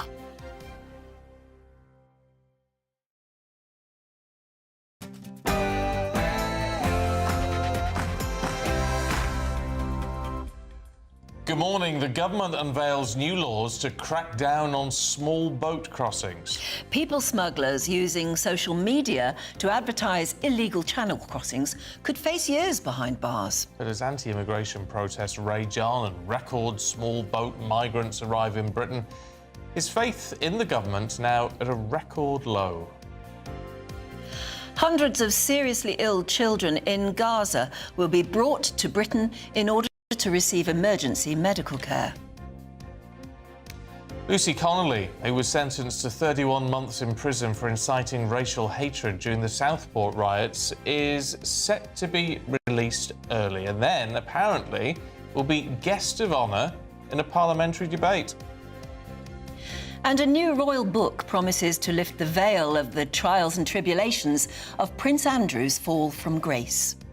Storm Floris is on the way as we go into Monday. Find out just how strong the winds will be where you are in your full forecast coming up. It's just gone 9 o'clock. I'm Stephen Dixon. And I'm Anne Diamond, and this is GB News Breakfast.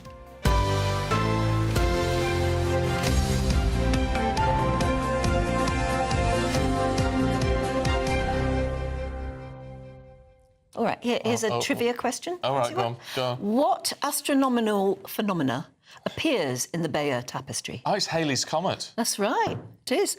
And that's what's remarkable. If you ever get to go and see the tapestry, which, by the way, there is a very ancient copy of it in Reading. In the Reading Museum. What, like a full-size copy? Yeah, full-size. And it was done by the lovely ladies of somewhere in Britain, or France, I don't know, but wonderful seamstresses who deliberately made a copy about 100 years after the original was made. Wow. So it's almost as old as the original. And it is done in exactly the same way, and it's a perfect copy, and it's really worth seeing if you can't. See, that's interesting, isn't it? Because something which is, in effect, a fake, which is now is almost equally as valuable because it's just so very, very old. And Halley's Comet itself, Halley's or Halley's Comet, is it only appears in our skies every 76 years. So it's really remarkable that it is in the tapestry, and it's lovely if you see it. I don't know whether we're going to in this, but it's in the sky, and it is a dazzling star with a tail. Which obviously, it was nothing. It could be nothing else anyway. You see, that's what blows my mind. I know. I think that's wonderful. Stuff like that. That you think this thing, which we're very, lucky enough to have seen in our lifetimes, or most of us watching this now, and yet it's that very same lump of ice and rock was around back then. Yeah. It's weird, in isn't it? 1066, or whenever the tapestry was actually sewn, or that scene in the tapestry was actually sewn, but around at that time. I think that is incredible, isn't it? Yeah. That it recorded that moment. It's almost like having a photograph of that moment in time. Brilliant. It's incredible. OK. Anyway, look, we better crack on, because there's lots to get through this morning. And anyone advertising illegal channel crossings or fake documents on social media could face up to 5 years in prison under new laws. Whilst assisting illegal immigration is already a crime, so you might ask why a new law, around 80% of small boat migrants admit to using social media to find out about the crossing in the first place, to contact people smugglers. And that's something that we at GB News have previously exposed. Well, this is all coming from the Home Secretary, Yvette Cooper, who's also pledging a new fast-track route for asylum decisions. And that's all in a bid to tackle these record small boat arrivals, which have now surpassed 25,000 this year alone and sparked further unrest, of course, around the country. Let's talk to Tom Harwood, our Deputy Political Editor, who's in Westminster ahead of his go on the Camilla Tominey show. Morning to you, Tom. Morning. I mean, what strikes us with this is that, all right, in a way, decent headlines, but when you drill down into it, I mean, like, is it going to achieve anything? How many of these smuggling gangs are actually tweeting from UK shores to advertising their wares? Well, that's the point, isn't it? We know that these gangs operate from Eastern Europe to the Middle East, even the supply chains linking to China. Now, the UK hasn't had jurisdiction in all of these parts of the world since the end of the empire, so I'm not quite sure what the Home Secretary is trying to achieve here. But perhaps this is another piece in the puzzle to solve this particularly gnarly problem. The difficulty, though, is that the reason why the Home Secretary has to be announcing things like this on days like today is that the number of people coming across the Channel in small boats is 50% up on the year before. And this government has been in office for more than a year now. They promised that with the sensibles in charge, with a new determined leadership, that these numbers would come down, and they've gone precisely in the other direction. So it does feel a little bit like the government is sort of scrambling around, trying to find different policy proposals, a new one almost every week, to try and sort this. We had the deal with the French. We've now got these supply chain breakages, the National Crime Agency putting press releases out week on week, and now, of course, these new laws to make it even more illegal to assist in asylum, in people smuggling, or indeed illegal migration. It does seem curious that, of course, these packages that are offered by the people smugglers, it's amazing to read about. They offer platinum, gold, or silver, almost like a package holiday, to people who are paying thousands of pounds in some cases in order to try and make it across to the United Kingdom. But we're going to be putting all of this in the Camilla Tominey show. Me, Tom Harwood, putting the Tom in Tominey this week. We're going to be putting it all to a Labour MP, to a Tory MP. And indeed, we've also got on the show today the Deputy Foreign Minister of Israel, because the government is talking a lot about what on earth is going to happen with Palestinian recognition. That will be an absolutely fascinating piece of the puzzle too. Yes, and also about this move to bring in children from Gaza who need emergency medical care. A lot of our viewers already this morning getting very worked up about this, clearly recognising that, terribly ill children need help. But is it for us to provide that help when we have problems of our own? Well, that's exactly the point. It's not just the children, by the way. It's their families, too, who will come along with those children. And at a time when we've got strikes in the NHS, when people are waiting so long for NHS care, when those waiting lists are still hundreds of thousands long, is it not perhaps more possible to provide foreign aid, to provide medical services closer to where these people are suffering? Perhaps that's an argument. But of course, the government has a very particular political problem when it comes to the issue of Israel-Palestine, because so many of their seats are at risk from the Gaza independents, 4 of whom won seats at the last general election, but many more who came very, very close. People like Jess Phillips almost lost her seat. People like Wes Streeting, the Health Secretary, almost lost his seat. He was just 500 votes away from losing his seat to an independent candidate who almost unilaterally campaigned on the issue of Gaza. So Labour really feels this, especially with Jeremy Corbyn forming his new party, putting pressure on the Labour Party. Are they being pushed around by different electoral forces? I think undoubtedly. Just before we let you go, Tom, on this Palestinian recognition business, it's caused a lot of consternation. Is it just words from the Prime Minister in that he's attached a lot of caveats to this in terms of what Hamas must do in order to do this? What Israel, if Israel starts to provide more aid and support, then he wouldn't push for all of this. You wonder if there's any possibility of it actually happening anyway.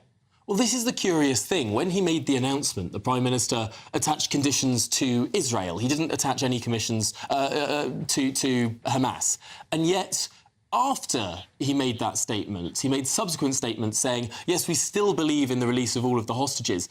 It's still unclear as to whether or not that is a condition for Palestinian statehood, or at least recognition at the UN at this big meeting in September, when the French are saying they'll do it, when the Canadians are now saying they'll do it, and the British too. These will be the first 3 countries that are members of the G7 that have committed to a timeline to recognise a Palestinian state, at least at the United Nations. They can't really recognise one in terms of any borders or population, because that's not been agreed. But I think there are big question marks here in terms of exactly how much of a gesture this is, and exactly what conditions are still applied to this recognition. The conditions that the Prime Minister set out in his original speech, or the sort of follow-up conditions that the Prime Minister's spokesman put out after some British hostages, some ex-British hostages, really made a huge play of this, given how there were conditions in that initial statement that were placed only on Israel and not on Hamas. I think it's still unclear as to how much the government has actually walked back on that. OK. Tom, thank you very much indeed. We'll see you at 9:30. Yeah, lots to talk about there, and with the people who will have a view. We've got another person with a view here, particularly looking at more domestic side of politics. Former political advisor James Price.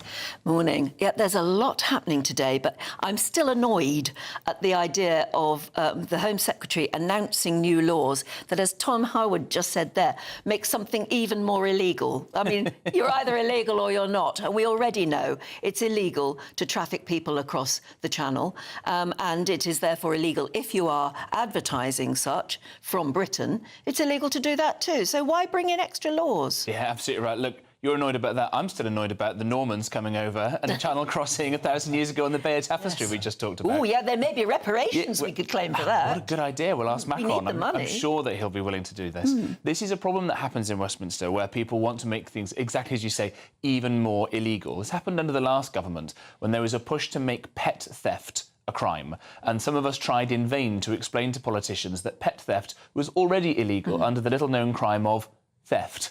Yes. But it's one of these things that, because the government basically knows that they are powerless, because they're not willing to do the difficult things they need to do in order to actually fix this issue, they think, right, Sunday's coming up, people are going to be watching GB News, we need to have some announcement out there to try and fool them into thinking that we're doing something. So as you say, we're going to make it even more illegal. I don't think it's going to fool anybody. I don't think it's going to touch the sides of the main issue, and Labour are just not willing to do what they need to do fundamentally to get this issue fixed. What I don't understand with this, we've seen it a lot in this, and you see it a lot in some of the statements that get released from Downing Street when there are issues around the migration.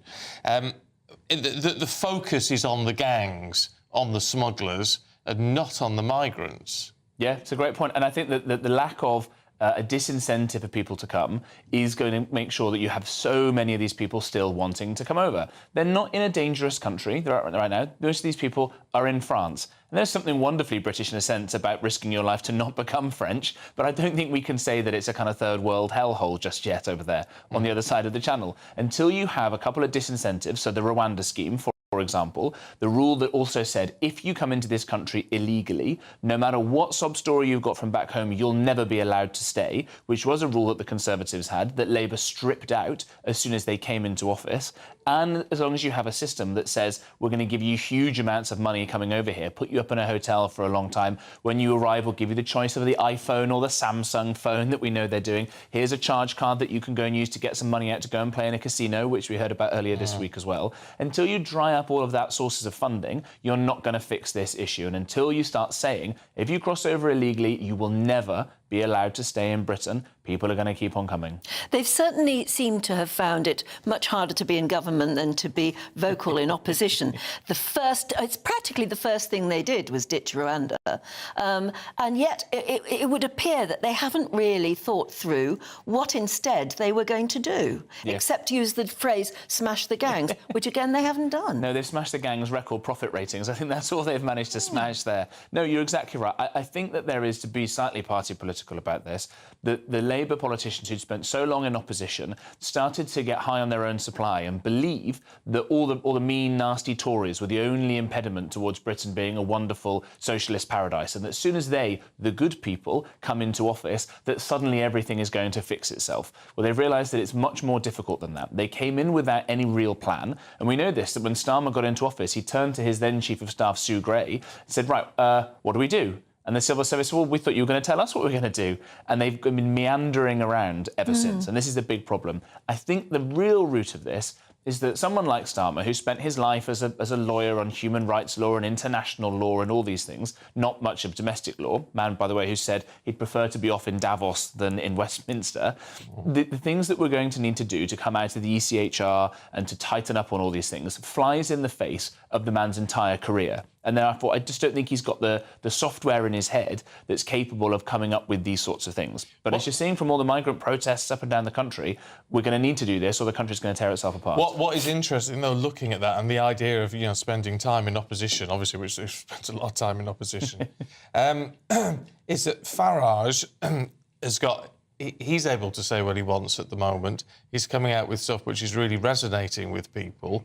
But, however, what lessons will he be learning from Labour in all of this by looking at this and saying it's one thing to say the right thing, it's another thing to be able to enact it? Yeah, exactly right. That kind of operationalising, to use a ghastly corporate term, is much more difficult, especially because you do have a civil service and the quangos and the regulators and the judges and all these sorts of things who will be stacked against the kind of radical changes that are needed. And the challenge for Farage is going to be, can you move from just throwing grenades from the outside to having a proper plan? And their former chairman, Zia Yusuf, yesterday, just casually on a Saturday afternoon tweeted out, yeah, we're going to fire the majority of civil servants. Well, that's 270,000 people at least going. Well, have you got a worked out plan as to how you're going to fix any of this stuff? Because Reform promised that they were going to have a deportation plan published in May.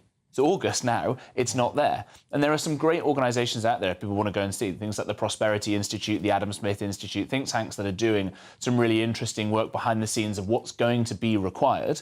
But you've got to be serious about this stuff. If Reform are still ahead in 18 months or so, and they're still just throwing out silly things like Yusuf did there, the markets are going to start looking at this thing, have these guys got any more of a plan than Labour had?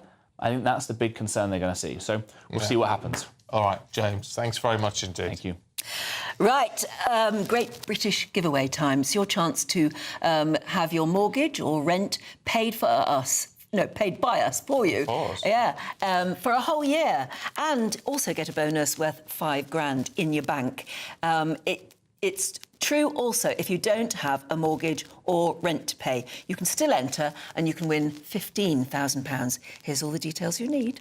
This is your chance to live mortgage or rent-free for an entire year in the latest Great British Giveaway. That's right, we'll give you a cash lump sum that will cover 12 of your monthly mortgage or rent payments, up to an incredible £20,000. Plus, we'll add £5,000 on top of that for you to treat yourself. And if you don't have a mortgage or rent to pay, lucky you, we'll give you £15,000 in cash instead. You have to hurry though, as lines will close on the 29th of August.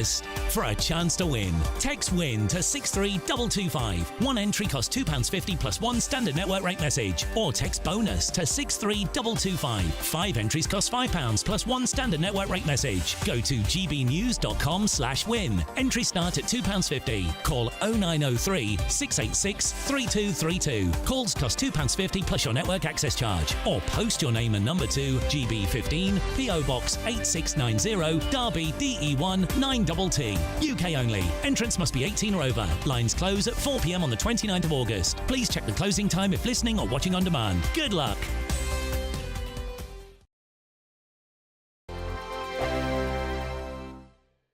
Hi, I'm Michelle Dewberry, and my show is your opportunity to cut through all the noise and dive in headfirst to some robust debates. Ideas clash. Situation, isn't it? Because the failure is you're deliberately avoiding my point. Nothing's held back, And if you think this is the end of it, wait for more. and we do not shy away from the difficult stuff. Sometimes I want to shake people and say, if only you understood. So join me on Jubes and Co weeknights at 6 p.m. only on GB News, Britain's news channel. From the school run to the home run, watch a new show for all of Britain. So he can say whatever he wants. A straight talking show where all voices are heard. And, you know, when are we going to stop talking about smashing the gangs and actually do it? With the stories that matter from every part of our country. There's a bit of a crash landing there for your Chancellor. Bold, fearless, and standing up for you. That's me, Martin Daubney, 3 p.m. till 6 p.m. weekdays, here only on GB News. The People's Channel, Britain's news channel. Westminster's full of talk, but out here, it's the real world. Am I allowed to talk now? No, that's it. This is where it matters, real people and real lives. That's what politics is all about. The fact is Trump made a good start. No. Straight answers, no spin, and just a couple of pints. How many fingers have I got up? About 10. So join me for Lee Anderson's Real World every Friday at 7 p.m. only on GB News. The People's Channel, Britain's news channel. You've read the headlines, you've heard what those in power have to say. How about now we actually get to the truth? They would pay attention. We go beyond the political theatre and tell you what's really going on behind the scenes. For a massive council tax hike, one of the biggest in the UK. Others follow their lines, but we go off script. You sound like a broken record. You say that week after week. Cutting through the narratives and giving you unique perspectives. That's Ben Leo tonight, Saturdays and Sundays from 9 p.m. on GB News, Britain's news channel. Britain was once the envy of the world. But look around. A nation that no longer knows what it is or where it's going. A country that's broken. How do we fix Britain? How do we bring it back? Friday night with Matt Goodwin at 8 p.m. only on GB News. Join me, Nana Akwe, for an informative, interactive news programme with a difference. It's fun. No, he didn't say that, Dave. I'm so surprised. I think there's an element of truth to that. Join me from 3 p.m. every weekend, only on GB News, Britain's news channel. In the GB newsroom, we bring you the news as it happens. With our team of dedicated journalists across the UK. We're ready to keep you up to date with what's happening every half an hour, every single day. Bulletins here on GB News. The People's Channel. Britain's news channel.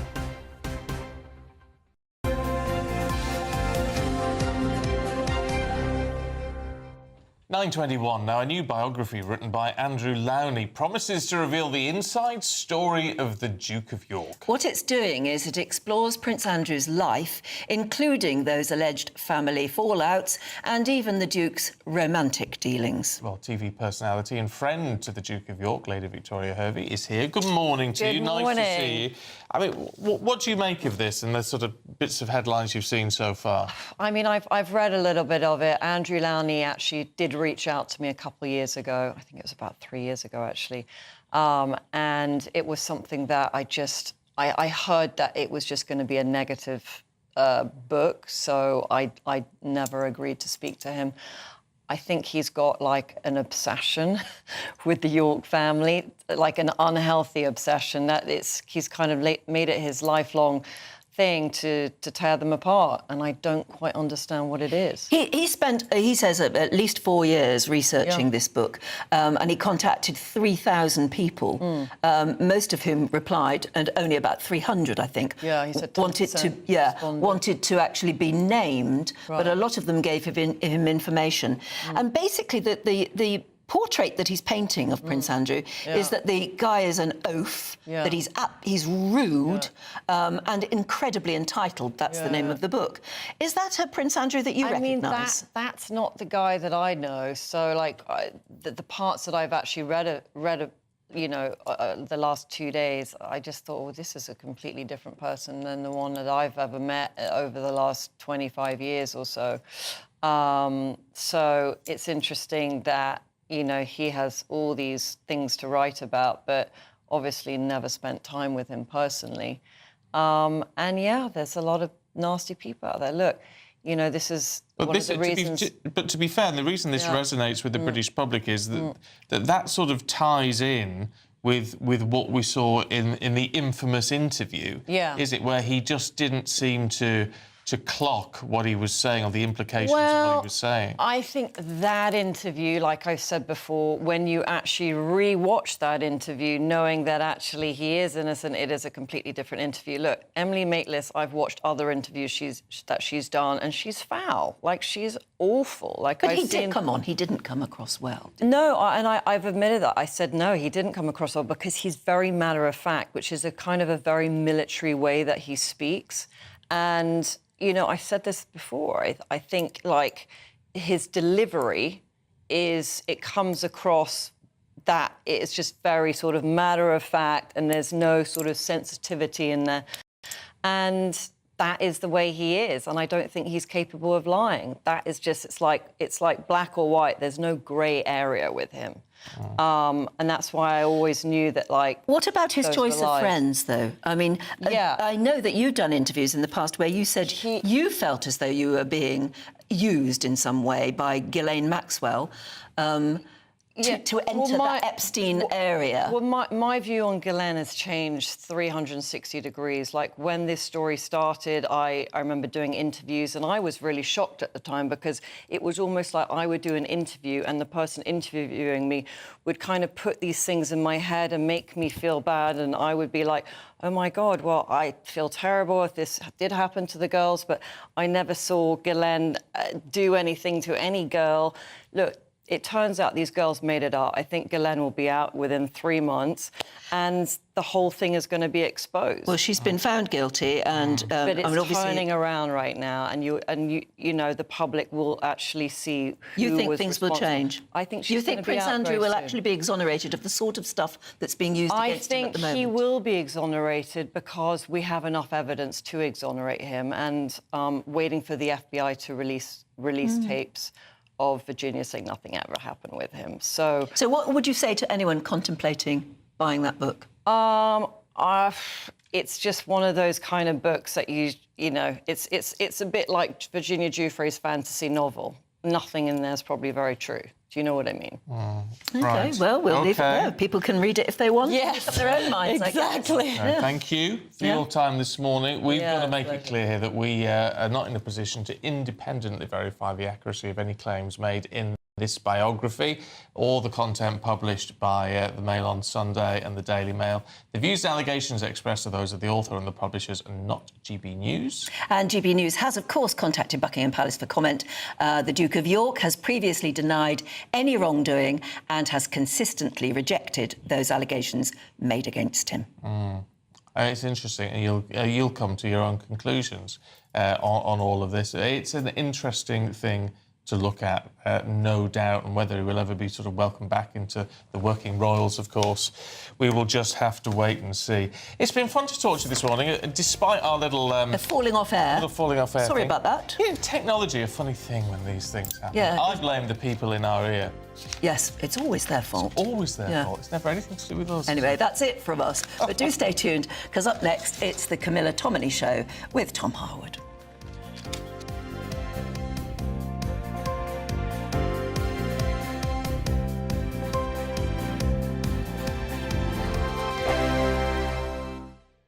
Westminster, the ultimate clique. And you're fighting like rats in a sack. But here on the Camilla Tominey Show, we ask the questions the establishment media is too scared to ask. OK, let me ask you a straight question, because I know you're a straight-talking politician. Whether it's net zero, illegal immigration or law and order, nothing is off limits. You had the power then. Yeah, as I and say, now you've lost it. That's the Camilla Tominey Show, a politics show that's fearless. But no, let me finish my question if you don't mind, because it is my show. Sundays at 9:30, only on GB News, the People's Channel, Britain's news channel. GB News Breakfast, every day from 6 a.m. Despite what Donald Trump's saying about ceasefires and whatever, reports have been coming out overnight about continuing missile attacks. Well, British expat David Mason was caught up in those missile attacks on Friday when he and his son barely escaped with their lives after an Iranian missile exploded next to them in a bombing raid in northern Israel. Let's speak to David because David joins us now from his hospital bed, actually, to tell us about this terrifying ordeal. David, how are you? I'm alive. I'm alive. That's